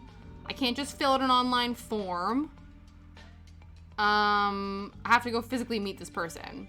But I need to ask him. I wonder, because he says, he's like, oh, he has like thousands of songs to choose from to play. I'm gonna have to ask him what his classic rock 70s Canadian band options are.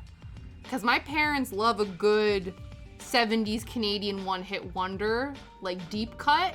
And I wonder if this guy can deliver. That's how we know he's the GOAT, if he has some deep cuts from places that, you know, he's never been. Don't be worried about your smartphone television collecting your data. Your vacuum has been collecting dirt on you for years now. Way, but I like that. I like that, Saul. We needed that. We needed you to come in with some jokes. My favorite shirt I wore to school was a tie-dye blue traveler shirt. He had a cat smoking weed on it and they never noticed.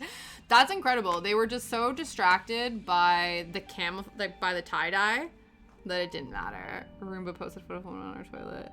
Do they really? Uh-oh. That's a bit unnerving.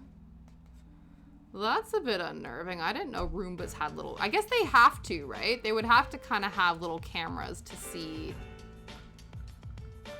Weird. I'm sure that's a legal thing. I always wanted a Roomba, but I felt like like when they first came out, the tech first came out, I feel like it was more like they wouldn't really work on carpets.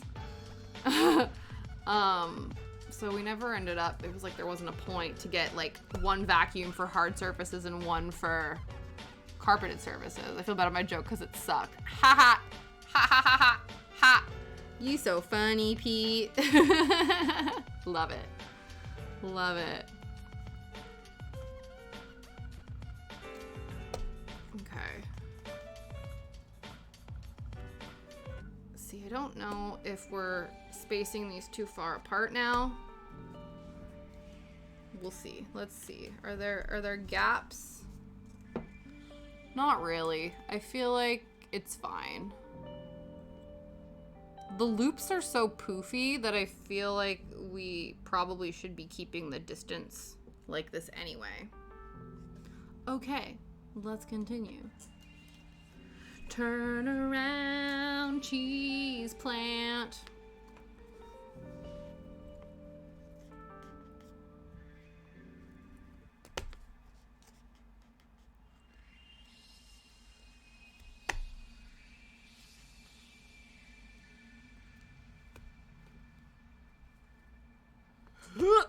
There we go. Again, the grunting helps.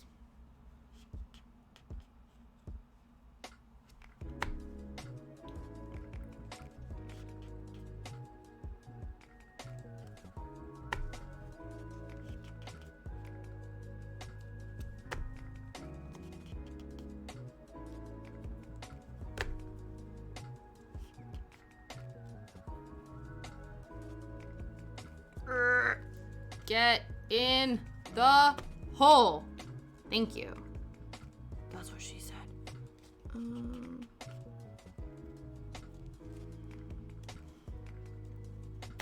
Huh.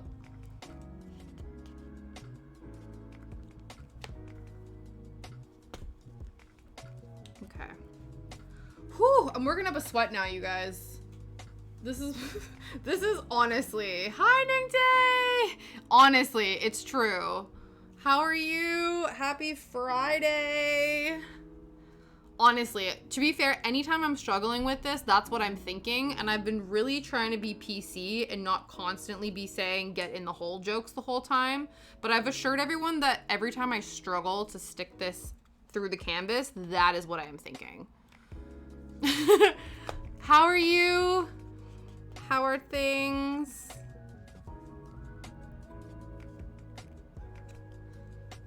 Kiddos over at a friend's house. Ooh, oh, awesome. So you can cosplay time. Cosplay time. What what component are you working on right now for the cosplay? Because I know last time you were working on the wing embellishments. Are you still working on those? You've made all the teeny wings. That's awesome. Oh, that's so good.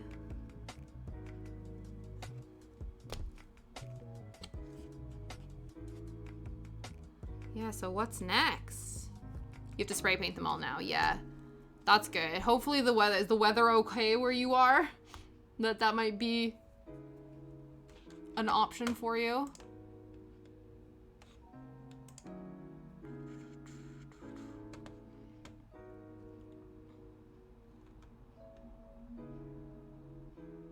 Oh.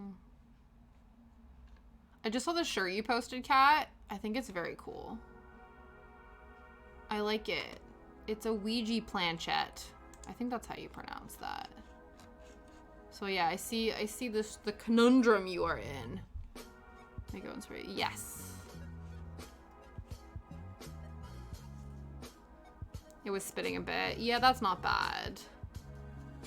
It is cool, but it just feels weird, yeah.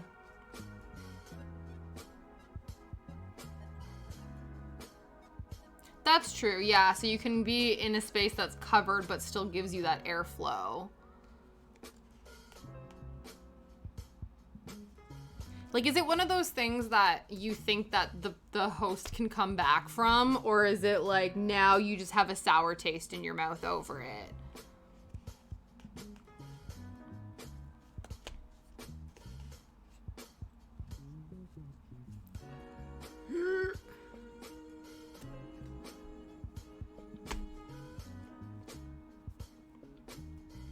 No. Yeah. Lame. You need to get the embroidery work done on the gloves and boots. Okay, yeah, so that'll be nice. So you have options, like, and also too, that's probably something you can work on while the leaves, or not the leaves, the wings are drying. That'll be fun.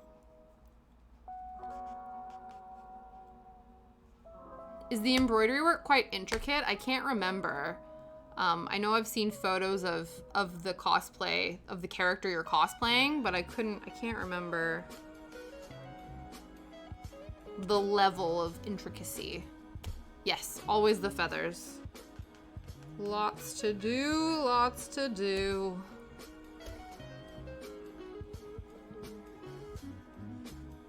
Okay, we're at the point now where we're filling in this section, and then we just have got to design the pattern that the machine. Oh, right, I forgot you're doing machine embroidery. That'll be cool. That'll be nice. So the hard part is the making of the design, but once the design is done, theoretically, the embroidery machine will just like do the thing, right? Yes, definitely.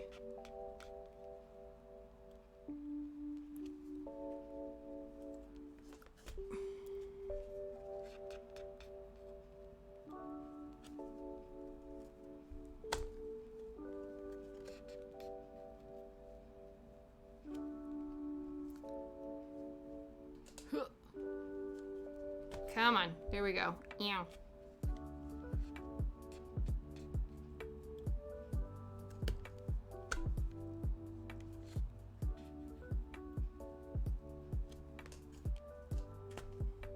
Lamp design. Oh, that's true. So you'll have to embroider in sections. Yeah, so you'll have to like split the pattern up in a way. Is that like, would that require, it's more about like the programming of the machine embroidery once you've done the pattern? So it's more like finessing in terms of the machine embroidery? Yeah. That's gonna be tricky for sure. This sounds like, the only thing I can compare it to is when Liam does 3D prints and he needs like certain things to line up, or if like something skips like in the nozzle, and then it can like totally shift the whole design if it moves and stuff. Absolutely. Yeah. That's really cool.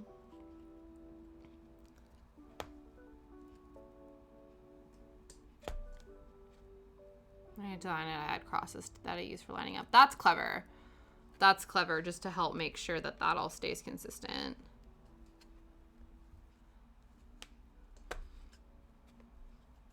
Yeah, I've never actually seen one of them in action, but I know you can buy just like embroidery files specifically for stuff like that. I remember one time I ended up buying some like steampunky looking ones because my mom was making me a wall hanging and I really liked this design, but we didn't have a machine embroiderer, but she knew someone who did.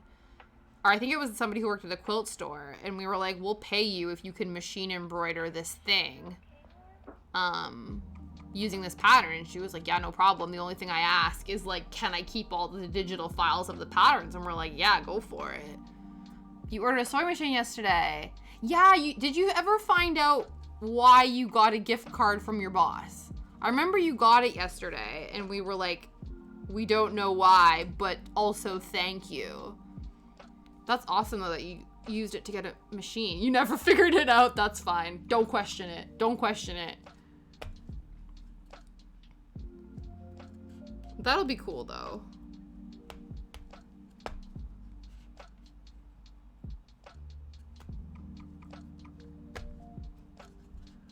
Okay. Plus the frames have this gridded plastic you can place on top. Oh, that's cool too. So they have different options. No, absolutely. And also it's nice for you to have your own. Wow, she got a bougie faff. Yeah, I feel like that's a bougie brand.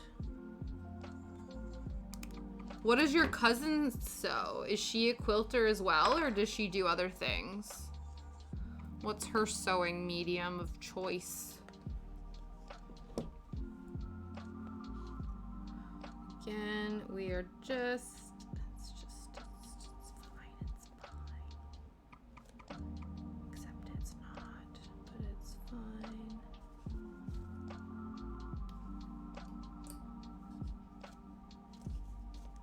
Okay. Let's twist this back around, turn around.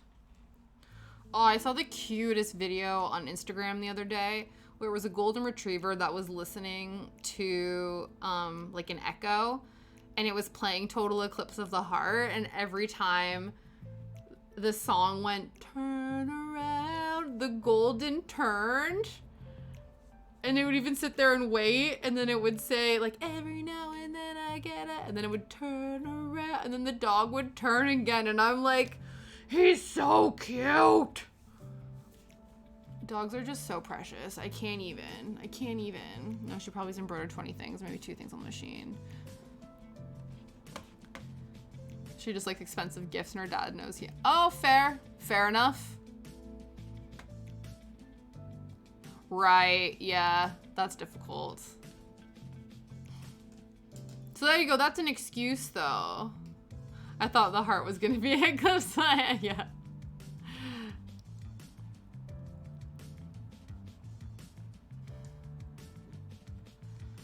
Yes. Mm-hmm. No, it was so good. It was so good, you guys. Let me see if I can find it again. Probably not. Oh no, actually, yes, because I saved it. I saved it. Let me go in to my gram. Saved. Yes. It's so cute. It's so cute. Ha! Maybe think about teaching Shadow all rise to blue so he could get it from the sun. That would be so funny. All rise, and then he pops up. Okay, here it is.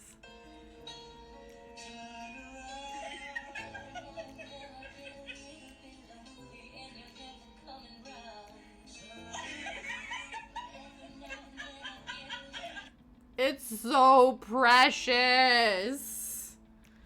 I'm like, we don't deserve dogs, you guys. He's so cute. Can't handle it. I can't handle it.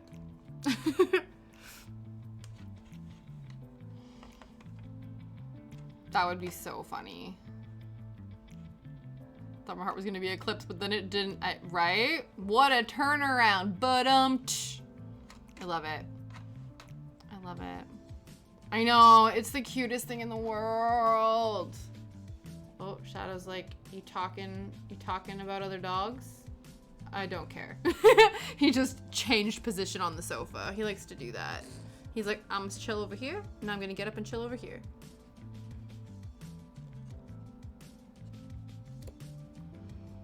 Yeah, what does Shadow know? Shadow knows heel, sit. He hates to sit though. Down. How does the moon cut your hair? He clips it. Bottom. Love it. Love it. There you go. Yeah, down. He knows paw, and he knows other paw.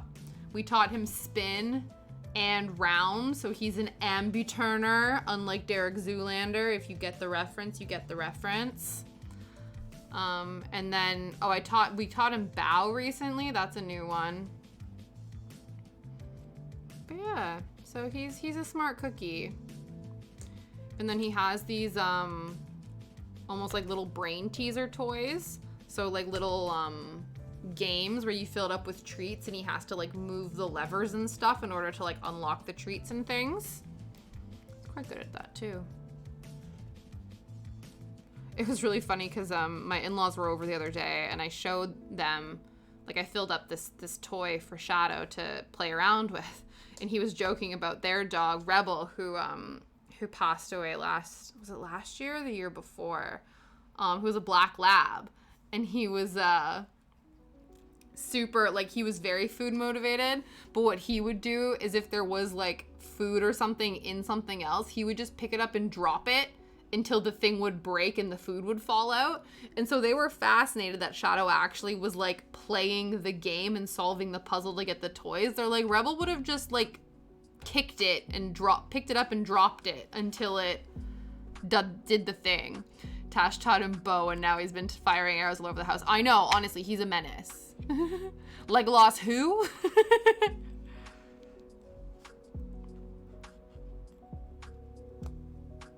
Yeah, I will just flip shit over to get trees. Yeah, definitely. To be fair, we were quite surprised that he actually enjoyed it too.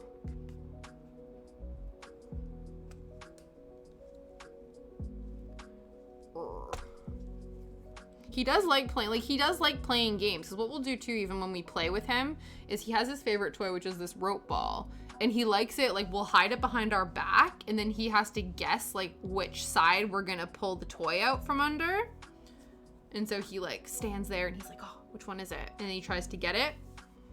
So, yeah, I think he likes those sorts of things, which I feel like other dogs would just be like, nah. Okay,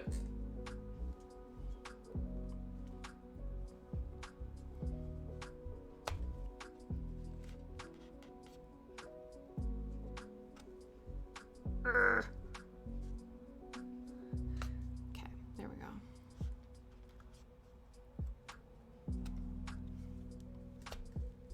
Can we still see what we're doing? Just barely. I think it might be time for a snack break soon as well.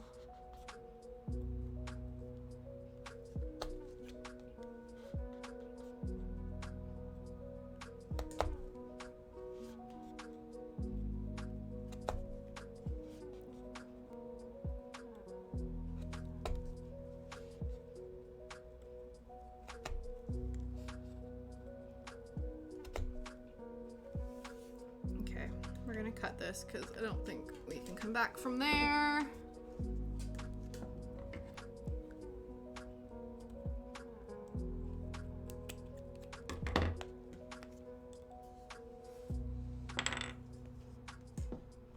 I will say this embroidery stand has been very helpful for this. Yeah, no problem. I always appreciate you stopping by. Because I just stole the whole thing by mistake. Yeah, no. we are determined. I hope you have an amazing stream, Saul. And yeah, not a problem. You gotta get her done. You got shit to do. You're a busy person. But I always appreciate you stopping by. If it's for a little bit, for a lot of bit, if you're just lurking. I love it all. And I appreciate you. And you are awesome. And now I need a snack break, but I didn't grab a granola bar. Wow, rookie mistake. Rookie mistake. I guess we can step into the treat stash. We've not done this in a while. Want to see what's in the treat stash? In the candy pumpkin, fuzzy peaches, and Swedish berries. So we'll have some of those.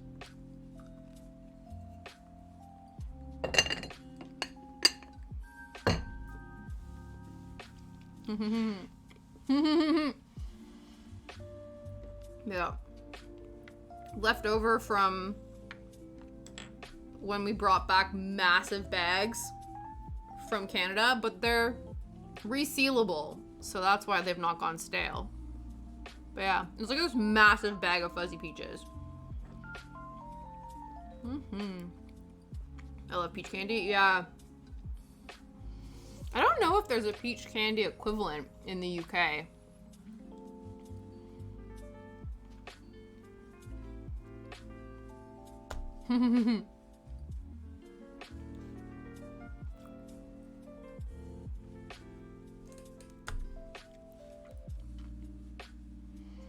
Like, we have there's Swedish fish here, I think. But yeah, in terms of like Swedish berries and fuzzy peaches. The other one too that I remember getting from like when we used to go to the movies, you know how you get popcorn and then you could get like a gummy snack or like something else, like a candy. And I don't see this, even when I go back to Canada, like I don't see these ones very often, are cherry blasters. Do you guys remember those? It was basically like the cherry version of a fuzzy peach. But yeah, I feel like they're not even as common anymore. The other one that I went through a phase that I really enjoyed were hot tamales. Hot tamales, which were like a cinnamon chewy candy. Those were good. Oh yeah, that's true. There are peach rings in the UK. I forgot about those. That's true. Those ones are the ones where they have like the peach outside. Like, it's like a ring, and they're the kind of ones where the gummy candy has like the white gummy bottom, and then has the peach flavored like flavor, I guess, on top.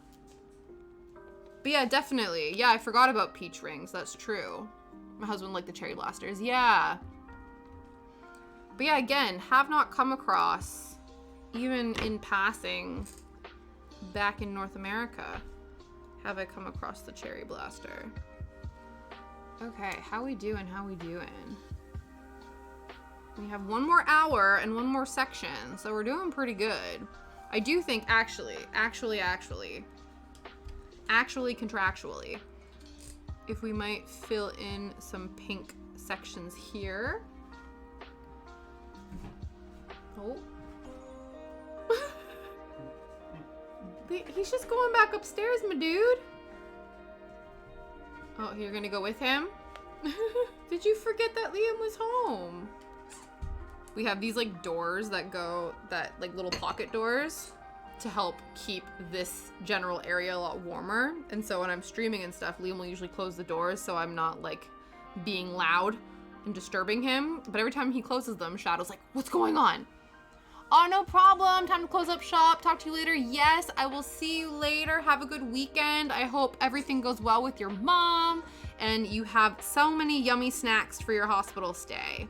And hopefully I get to see you sometime next week. If not, I will see you when everything is all said and done. Have an amazing weekend. But yes, like a few, like just a few little smidges of pink in there. That's what I'm hoping. That's what I'm hoping. Because I think this was all supposed to be filled in, but we're gonna make a hole if we try to do the whole thing. But we can fill it. We can do like little bits. Little bits.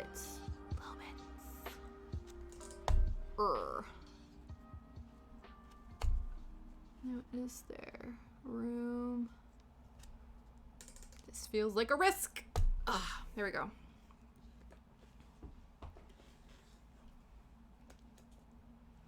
But yeah, just like some more accent bits. because I do think, like, for instance, this was supposed to go all the way through, but like I said, we don't have the spatial clearance for that. So that was another thing. If we do this again, even with another kit, it's fill within the lines. Don't draw, like, don't outline the pen, like the pen markings, go inside of it. And then that should hopefully leave room for these to be a bit more thinner, I guess. Because, you know, it's like with anything, right? Like when you trace something or something is traced for you and you're following a line, it's even when you're cutting stuff, right? And you don't know if you should be cutting on the line, slightly over the line, or slightly in the line, right? And this is like by matters of millimeters, especially when you're dealing with like paper cutouts and stuff. But yeah, so I think in this instance, it should have been like, here's the line, we will punch along the inner part of the line, not let's punch directly onto the line. That is my tip. So if you guys ever buy a Trimits kit, punch within the line, not on the line. That is my hot tip. That is one of the lessons we have learned today. Not today, but over the course of this project. Okay, tea break. Oh yes, let's put some more in here.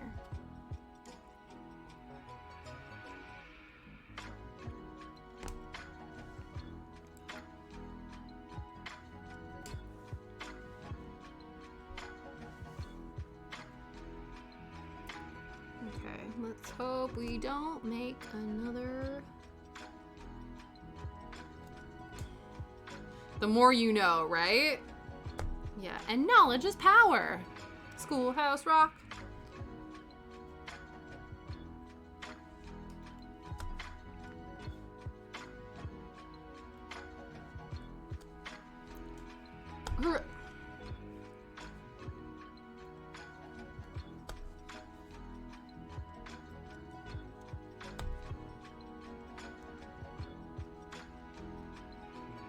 Yeah, I don't know if I want to go any further. That feels dangerous. There we go.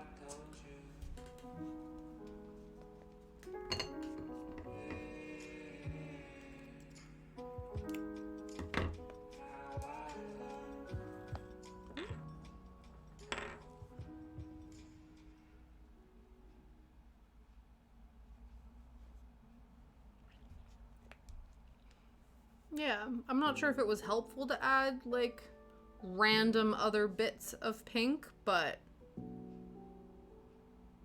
doesn't matter.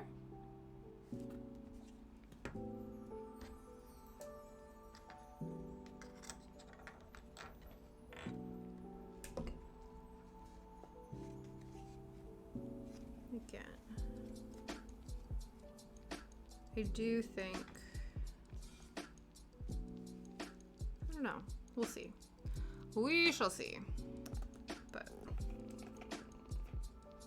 until then, I guess we'll just finish her up.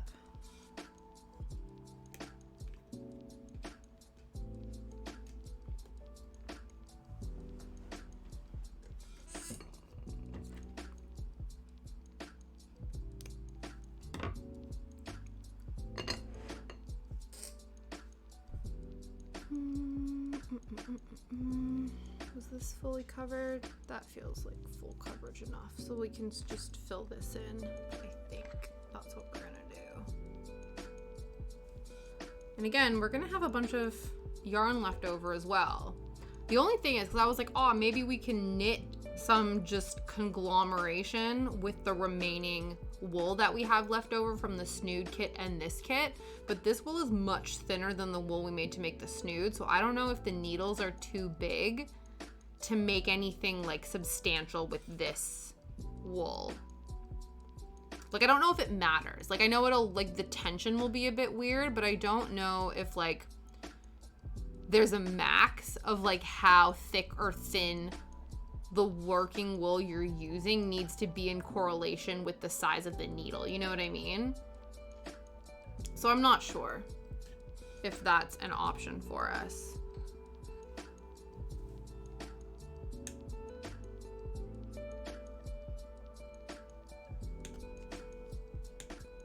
Though my brother-in-law has a bunch of knitting needles, so I guess I could always ask to borrow like different thicknesses from him maybe, and get thinner ones to then do wool conglomeration.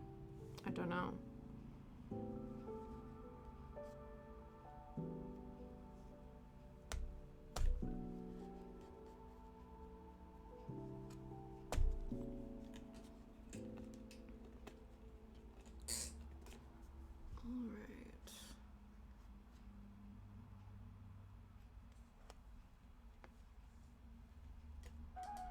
There we go.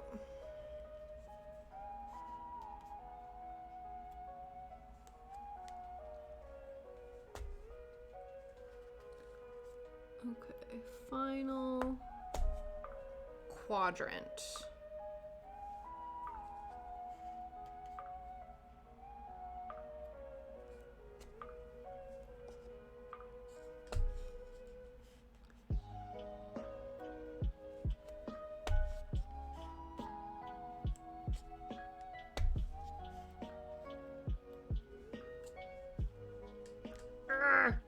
Huh.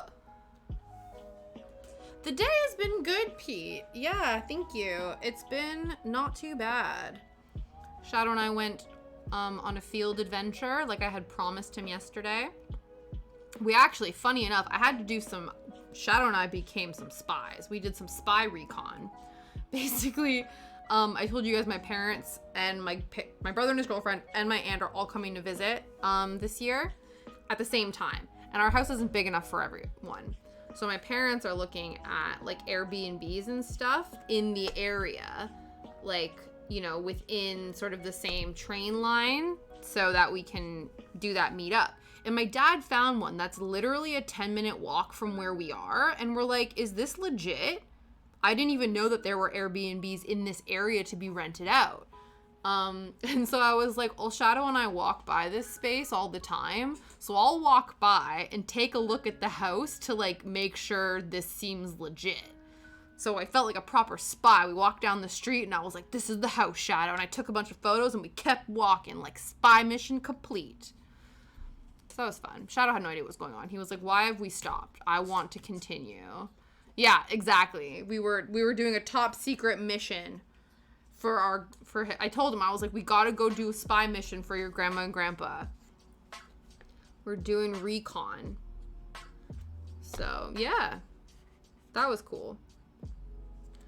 And then yeah, we went for a foresty adventure. Shadow once again decided to spend time in the creek that's by this field. I told you guys before, how like the field is multiple fields sort of broken up into different areas, and one of them is separated by the field. It looks like it's recently been renovated. It's like a semi-detached house. It looks old, like in terms of like the aesthetics. Like it looks like a lot of the other sort of like houses that are probably owned by elderly people. And like it's very like 70s design looking, similar to this house when we moved into it. I don't know if there's any pictures like on the Airbnb website, but it's on a really nice road. Like the street's really nice and quiet. All the other houses around it look bougie as. So yeah, I don't know. It'd be interesting to know inside. Like I can't, you know, there's like a little garden, there's a tree, like it looks maintained. It just looks, again, like dated. But I think that's also kind of the aesthetic of the area, you know what I mean? Speaking of which though, you know what happened? Today, I found out that I found a new unconscious bias of mine. So if you guys don't know, let me get the official definition of unconscious bias. Unconscious bias, which is also called the implicit bias. So what this means is in social identity theory, an implicit bias or implicit stereotype is a pre-reflective attribution of particular qualities by an individual to a member of some social outgroup. So it's basically like based on your socialization and growing up and what you've been exposed to, you have unconscious or implicit biases about the world around you, right? And so obviously some of them might not be good biases, but obviously, as you know, the thoughts you have are different than the actions that you take. So you can have an implicit biases against, you know, a group or individual or something like that. But you can, because again, minds are dumb and weird, you can then go, that doesn't make any sense based on the logic of the world around me. So I realized when Shadow and I were walking back from the field and I saw a Lamborghini drive down the high street, like in our neighborhood, and I instantly was like, what's a Lambo doing around here? And I've realized that luxury cars like that, like Lamborghinis, Ferraris, crap like that, I instantly assume sketchy things. I'm like, there is some, it's either you are a sketchy individual or you're a douchebag or it's both. And I realized that I seem to have this implicit bias against people who have luxury cars like that. I'm like, there's something sketchy about you. Which again, I have no proof of this. I have no understanding. But it's just so bizarre to me, like, especially in the area. Like, there is, I guess it's like more new money versus old money maybe. Because there's obviously people here that have houses that are like bougie houses. And they have like Teslas and like Range Rovers and other like quote unquote luxury cars. But not things like that, like flashy luxury cars. And then it like also I just hate things that are loud, like loud noises. So when the Lambo, like to literally go like 50 feet, revs its engine, like I'm like, ew, like you're showboating something. So yeah, that's something I learned about myself, because it's not like I come into luxury car, you know, I don't come into contact with luxury cars all the time, but I was like, this is weird and also sketchy. But I'm like, but why? I don't know. It's an implicit bias that I need to unpack.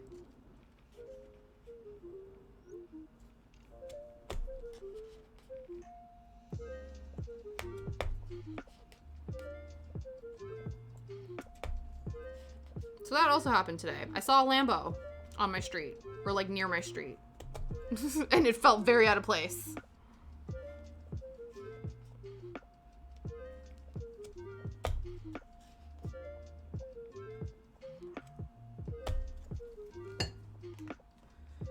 And then, I'm trying to think, this weekend, I have a family dinner. So Shadow doesn't know yet, but he's gonna be hanging out with his nan tomorrow, which I think he'll be excited about it, but he'll also be a bit annoyed because, you know, well, see, I don't know. We're starting to work out that Shadow is really like a drama queen, you know? That's the thing. I think that's what I think. Truly, Pete, I do feel that way. Anytime people rev engines of vehicles, I'm like, you are trying to compensate for something. I'm like, why are you so self-conscious that you need to make loud noises to feel seen and heard, you know? But yeah, so that'll be interesting, because usually we meet up with family like at houses and stuff, and so this is the first time. I'm trying to think the last time I went out for dinner. It's been a hot minute, because again, I'm such a homebody, you know? So that's happening. And then what's also happening this weekend is Sol and I are working on a top secret project to be unveiled on Thursday during the anniversary party. So we're going to be working on that this weekend as well. So that's going to be cool. And then, yeah. I'm trying to think what else. We'll probably go to the dog park, you know, just do our regular everyday weekend things. You know?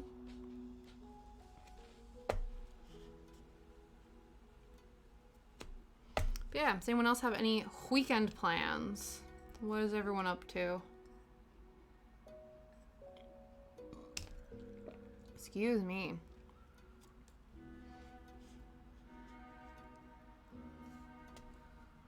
Well, and I also need to finish my video.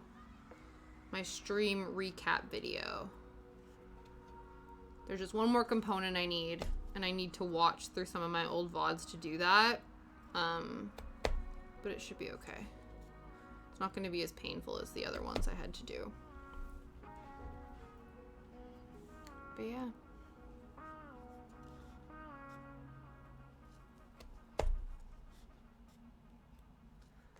Whew, you know what? We have what, 45 minutes? I think we're doing pretty ding dang good. You know? It's the end of an era, you guys. It's the end of the most physically straining craft I have ever undertaken.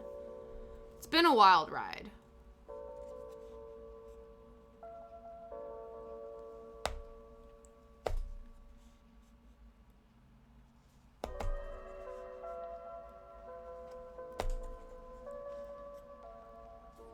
And then we only have one more craft kit after this, which is our embroidery craft kit. So we shall see how she goes. And then we'll have to figure out what we're gonna do. It'll be back to regularly scheduled programming, you know? It took us, what, 1.5 months to get through. Well, it will have taken 1.5 months to get through, maybe even 2 months. We might end up, let me see, how much is left? I know February is a short month. Yeah.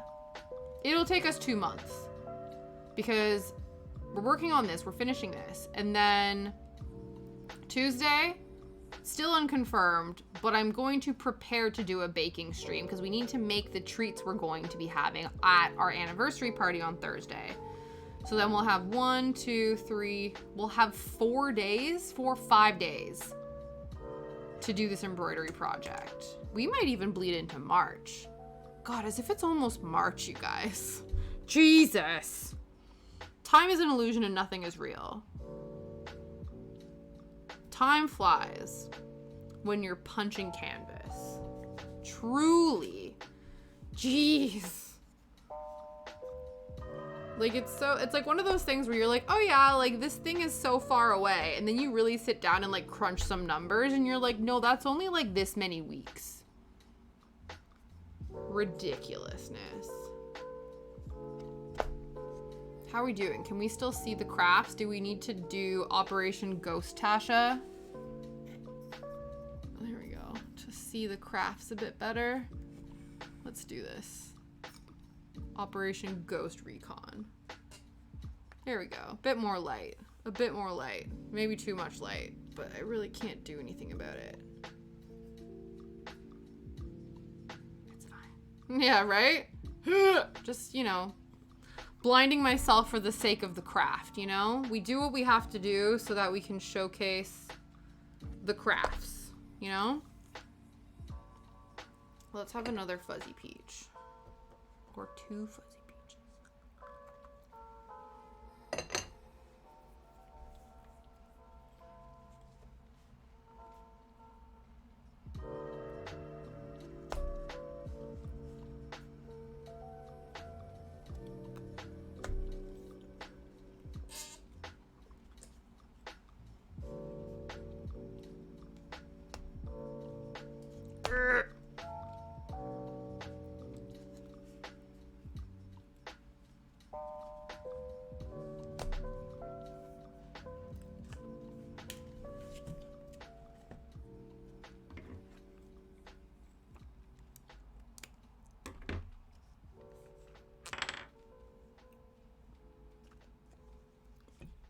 So close, you guys.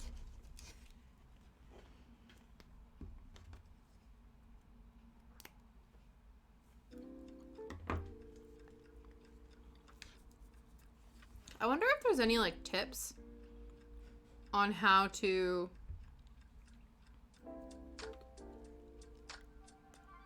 punch, needle, torn canvas.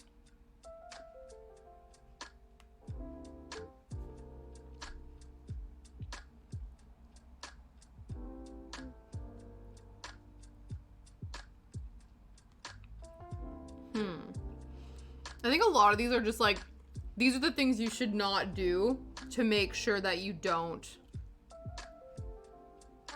tear your fabric, you know?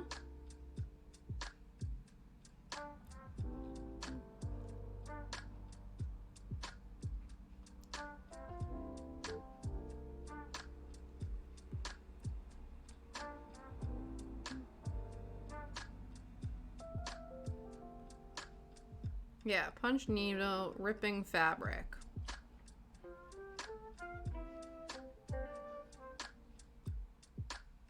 If the needle is thick enough that it will punch holes. Okay, yeah.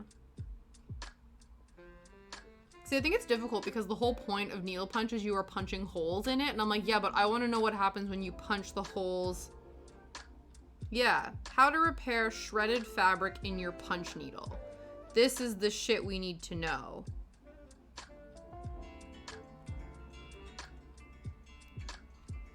Let's see if this helps us.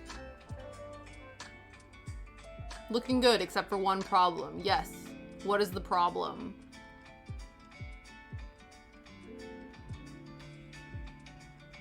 The material has started to shred. Ours has not started. It has fully shredded. How do we fix? Over punching has compromised the fabric. Yes, it has. Can we fix it? Yes, we can. Bob the Builder style. Though it looks like we need to remove the punches. Draw this shape to punch on a small piece of fabric. Oh, interesting. That would be helpful if we had spare canvas with which to punch with. It's fine. It's fine. We're just going to ignore it. We're just going to ignore the fact that this is all shredded. It's fine, guys. Like, I guess if I don't know. I just have zero desire to pull out the threads to then attempt to fix it. Truly. Maybe we do this after. I don't know.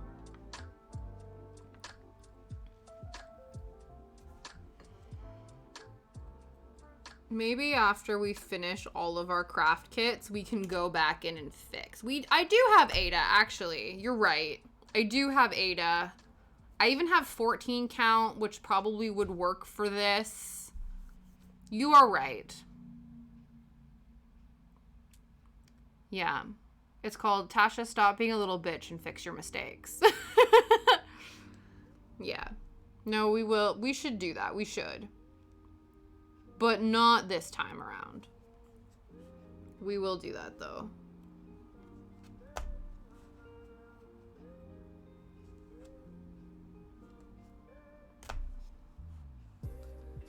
Unless we do that first. I don't know. Should we fix the canvas before we move on to the next project? That would be the I don't know.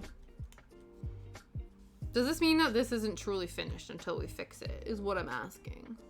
Or can we tick it off the list and move on and then revisit fixing it at a later date? These are the important questions.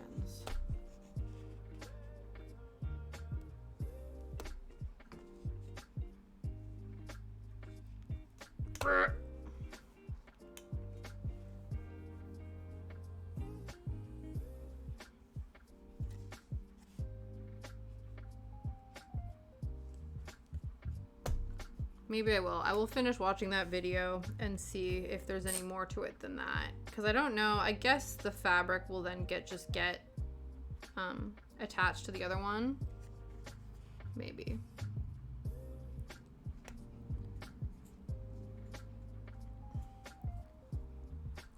There we go.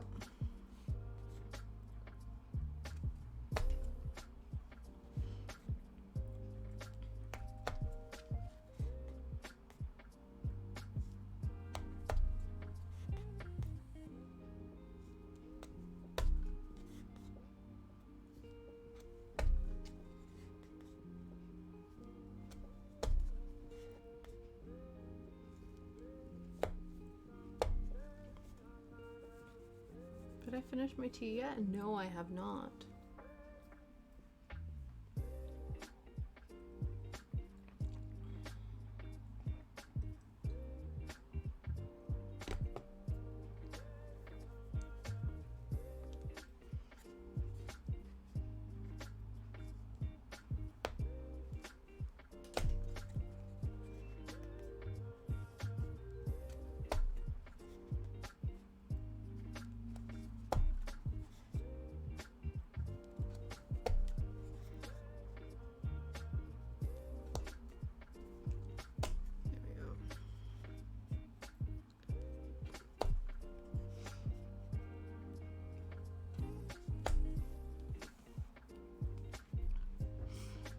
Okay.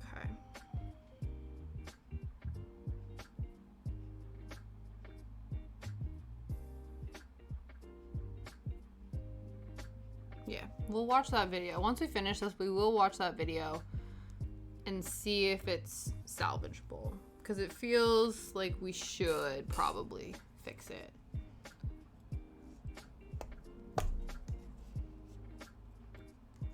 If it is doable. Because the other thing too is we might be too far gone because that one was like on an edge and it wasn't surrounded by other wool. So this might be too far gone. So we'll finish this, watch the video, see what we're gonna do, and then move on to the next project. I think that's the way we're gonna do this.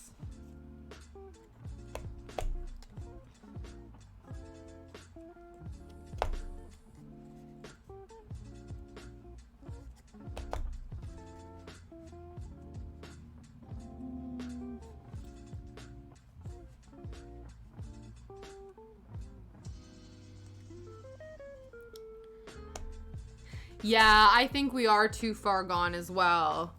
Yeah. Did you find the video too, Aurora? Because I think it's one of those where it's like, if there was a hole here and then we probably should have fixed it before we went around.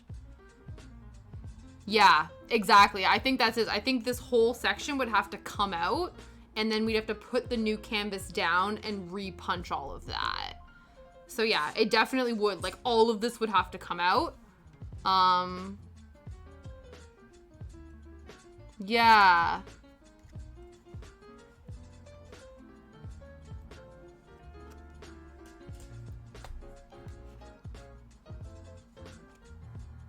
But yeah, we'll finish this.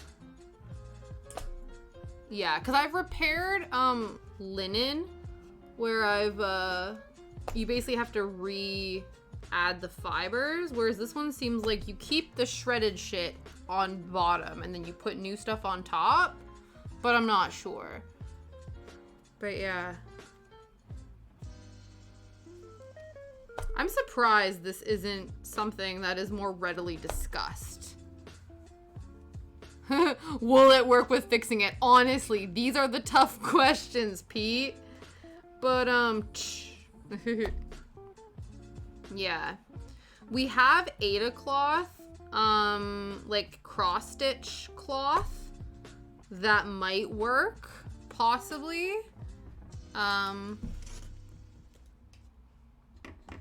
So we can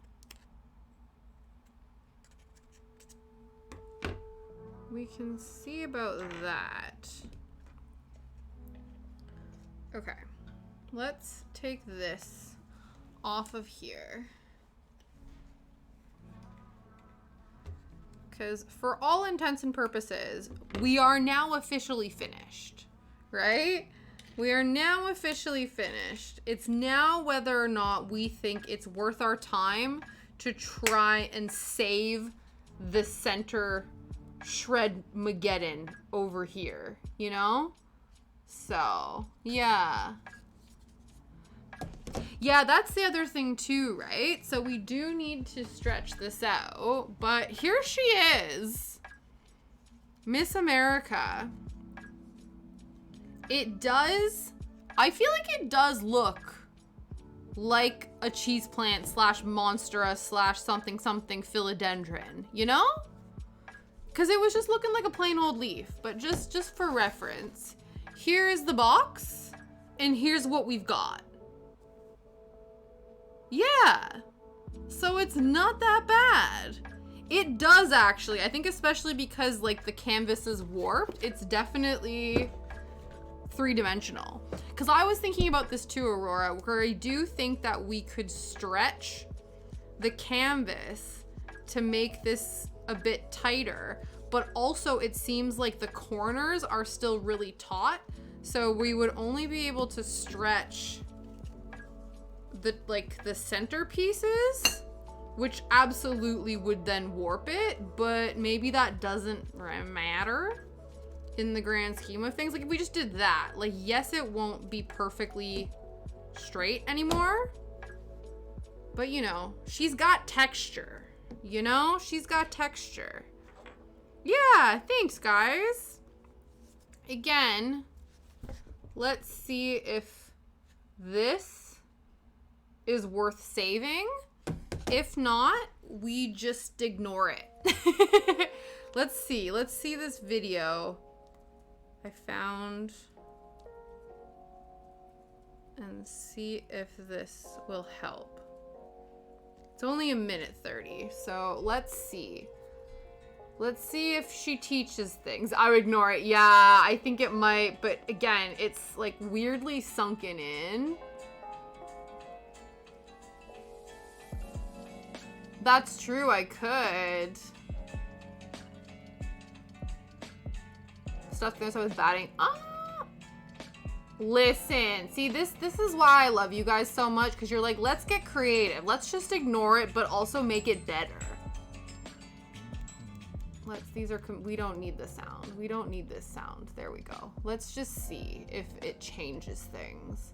Because we still do have a bunch of like soft toy filling because of the needle felted tree base that we made. So we could just like shove some stuff in the back and just be like, it's fine. Yeah, carefully fill in the entire area. And then what? And then just trim away the excess fabric.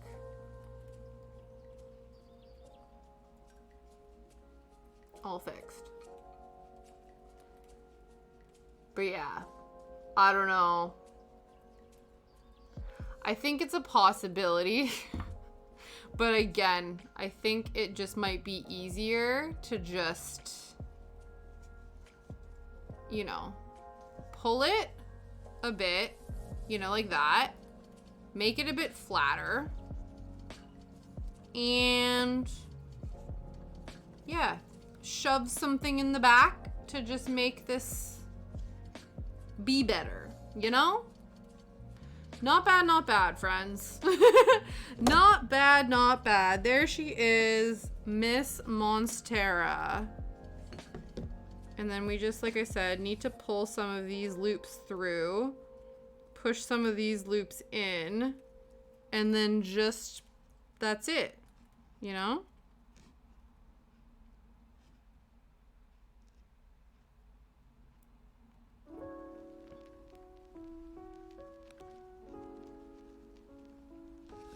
It's a feature, not a bug. Exactly. It was quite the adventure, quite the experience, friends. 'Twas quite an experience. So let's clean up, and then we will assess the final kit. Dun dun dun. Numero 3. No, that's 3. Numero 5. 1, 2, 3, 4, 5. Yeah, true. I think there was little, like, potential scratches, but thankfully this thing is not sharp enough to injure me the way that some of these others are. Yes, I definitely think that this was more of a splinter casualty. Yeah, I was surprised too. The needle was not the most dangerous thing with this project. It was 100% this janky ass wooden frame. Like, look at the splinter inducing bits. Like, we definitely avoided some near misses for sure. Yeah, like this. Excuse me, Trimits. Heard of sanding? Try it. But yeah, so I'll show you guys too what we have left over. So we have quite a bit. I say quite a bit, but like decent amounts of colors left. So like I said, if the knitting needles we have, the size 12s, are too big for this diameter of wool, maybe I need to borrow some thinner knitting needles, and then we can just, I don't know, make a scarf, make another snood, make like squares, like dishcloths. Dishcloths might be nice. I don't know if this dye is like water safe or if all the ink will bleed out of the wool. I'm not sure what the quality of it is, but that is an option. But until then, they go back in the box. They go back in the box. And we shall unearth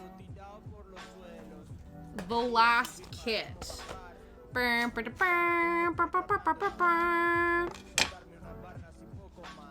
Is it worth me changing all of my Twitch settings to the new craft? I don't really know if I can be asked, to be quite honest. Just know, needle punch happened. You can see it in the corner. I promise I didn't lie.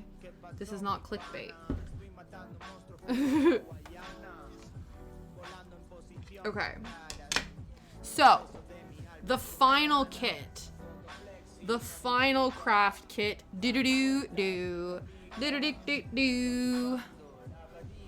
Is an embroidery kit by somebody named Stitch with Sky, which I bought from Not on the High Street with a gift voucher when Liam and I signed up to be part of a COVID study.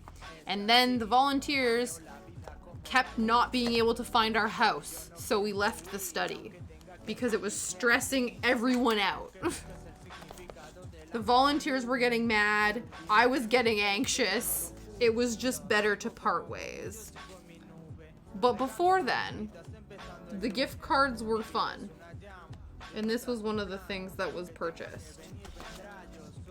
I thought this would just slide out, but it's not. And I don't really want to rip it.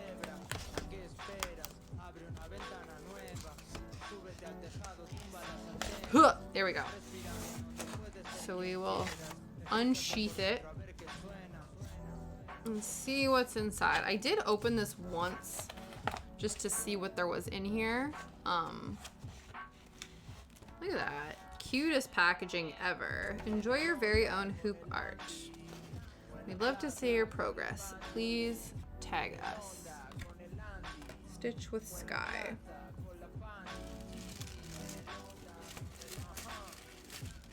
So we have, this is like an unboxing video now, isn't it? Looks like linen. It's like slightly like an oatmeal-ish colored linen. You probably need to move this out of the way. So we have a piece of linen, the instructions. So guys, this is what we're making. So remember when I was trying to describe it and I was like, it's like a girl, but her head's cut off and there's plants growing out of the head. And I promise it looks cooler than me describing it. But yeah, that's what it is. So we have a 6-inch hoop, embroidery fabric, a how-to guide including a color pattern, embroidery threads, embroidery needle, and a practice fabric. So I assume this is the practice fabric. But yeah, this is me trying to describe it. I was like, decapitated girl with flowers growing out of her, but I promise you it's cute. Yes, exactly. I think that's definitely, it's a thing, isn't it? Where you can have like a mannequin. Yeah, those are definitely things like bust vases that then house flowers and things. So we got our embroidery needle, our embroidery threads, DMC 310, the OG black. We got 340 and 741. which I probably have in my stash as well. Probably already. This is a really nice hoop. I don't know if the person painted the black or if it was added afterwards. I wonder if it was painted, but like it's really nice. Let's see. Let's pop this out. Yeah, the whole thing. That'll look cool. So they've actually colored the hoop, which is nice. Okay. And then with this pattern, we have used heat transfer pen to mark on the guide for the Lazy Daisy stitch. This is because you would see our normal transfer lines when the pattern is finished, as these stitches only need these guides to work through the stitch. When you're finished stitching, run a medium heat hair dryer over the pen markings and they will disappear. Ooh, we're gonna do some magic as well when this is all said and done. So yeah, this is it's very faint, and I don't know if that's because it's been a good couple of years since I've opened this. So maybe it's a good thing we're doing this now because I don't know how long this transfer will last. It's very faint. You can't even see it on the camera, but I promise you guys it's there. And then it is the autumn guide. So there must be all 4 seasons of this pattern. That's kind of cool. Let me Google that real quick. Let's see. Stitch with Sky. Do you have all of these? Stitch with Sky. Let's investigate.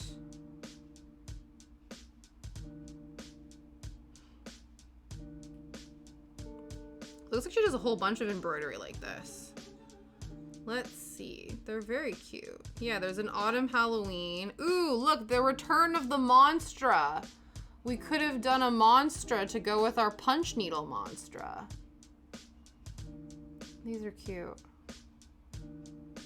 But yeah, doesn't necessarily look like there's all like spring, summer, fall, winter stuff, but there's a lot of these. Very cool. Okay. Hoop. Yeah, wash your hands, guys. This is like super basic stuff. Wash your hands, pick up the embroidery, unscrew it. This is good. They're like, if you've never used any of these things before, that's actually really helpful. They're teaching you how to take the like hoop apart and stick the stuff together. Tighten around the hoop. If the hoop has a blue protective film on the metal screw section, you can remove this. Wow, this is like, we don't have that, but that's interesting. Let's get started. Embroidery threads are made up of 6 strands. So a lot of this stuff, I did say this one was probably gonna be the easiest because there's a lot of transferable skills between embroidery and cross stitching. Though it wants me to tie knots, which is interesting because you don't tie knots with them. That blue film is impossible to remove, really? Yeah, I don't know if I've ever come across one on my hoops before. That's so funny. I love that. 1 strand of black thread for the body outline, spiders in the bat. 2 strands of black for the top infill, flower stalks, black leaves, and black inside the flowers. Work with 2 strands of thread for both oranges. Cool. Yeah, cut the length of thread that you're working with. Separate into the strands. Absolutely. Absolutely. Cool. I don't know if we're actually infilling anything. Okay. Backstitch, satin stitch, French knot, short and long stitch, fishbone stitch, and lazy daisy stitch. I know what a backstitch is and a French knot because you guys know I've talked about my disdain for French knots before. But I don't know what these other ones are, so I guess we're going to learn. We know how to backstitch. Oh, there's tutorials as well. A satin stitch. Interesting. French knots we know and we hate. Oh, same. Nungdae, I have talked ad nauseum about how my French knots always look like trash. Satin is just straight stitches. Oh, interesting.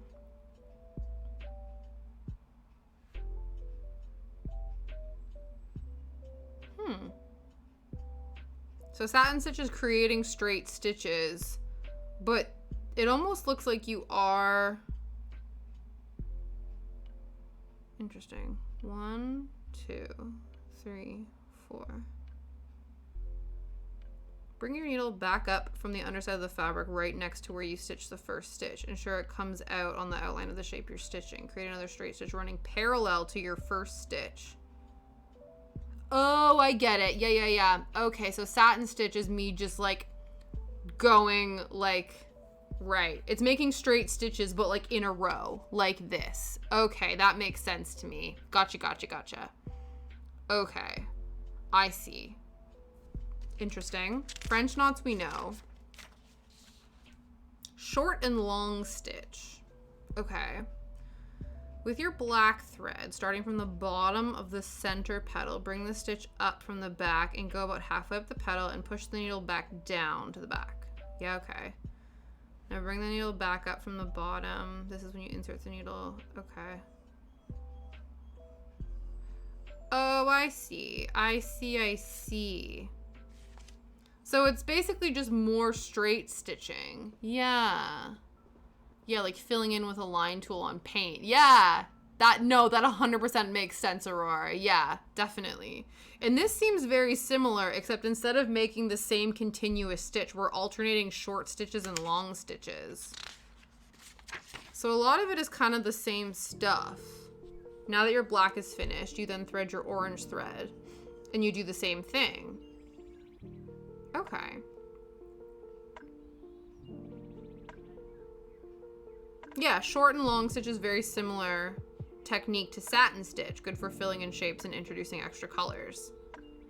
Interesting. Okay. That seems pretty straightforward. The fishbone stitch. Okay, that makes sense. Again, a lot of this is just like doing straight stitches or like back stitching strategically to make shapes, isn't it? You know what I mean? Like it's like, oh, we're just doing, instead, like satin stitch is going like this and fishbone is just going like this. But it still just like sounds fishy. It does. It does, Pete. Yeah, that's what it looks like. That's what they said. It's a good way to like introduce color and stuff. Fishbone stitch. Bring the needle through the fabric at the top point of the leaf outline. Pass the needle down through the fabric point 2. Bring it back up. Yeah. Yeah, so we're basically like going back into the center one. Take the needle down, push it through the fabric, bring the needle back up, but this time at the right of the top first stitch. Okay. Repeat the leaf pattern. Yeah, okay.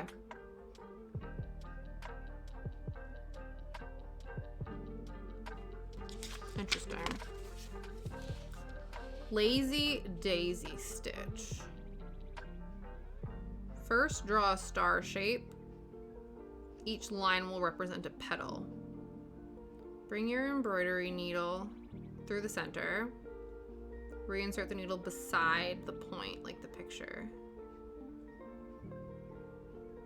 Okay, interesting.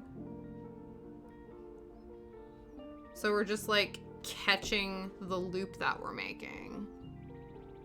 Yes, absolutely. Absolutely, I will. Yeah, that's why they gave us a practice bit of cloth as well, to practice the individual stitches until we know what we're doing.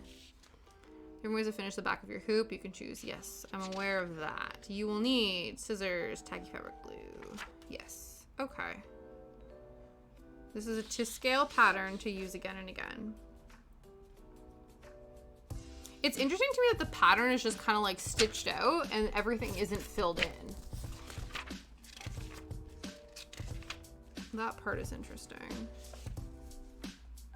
A1, right.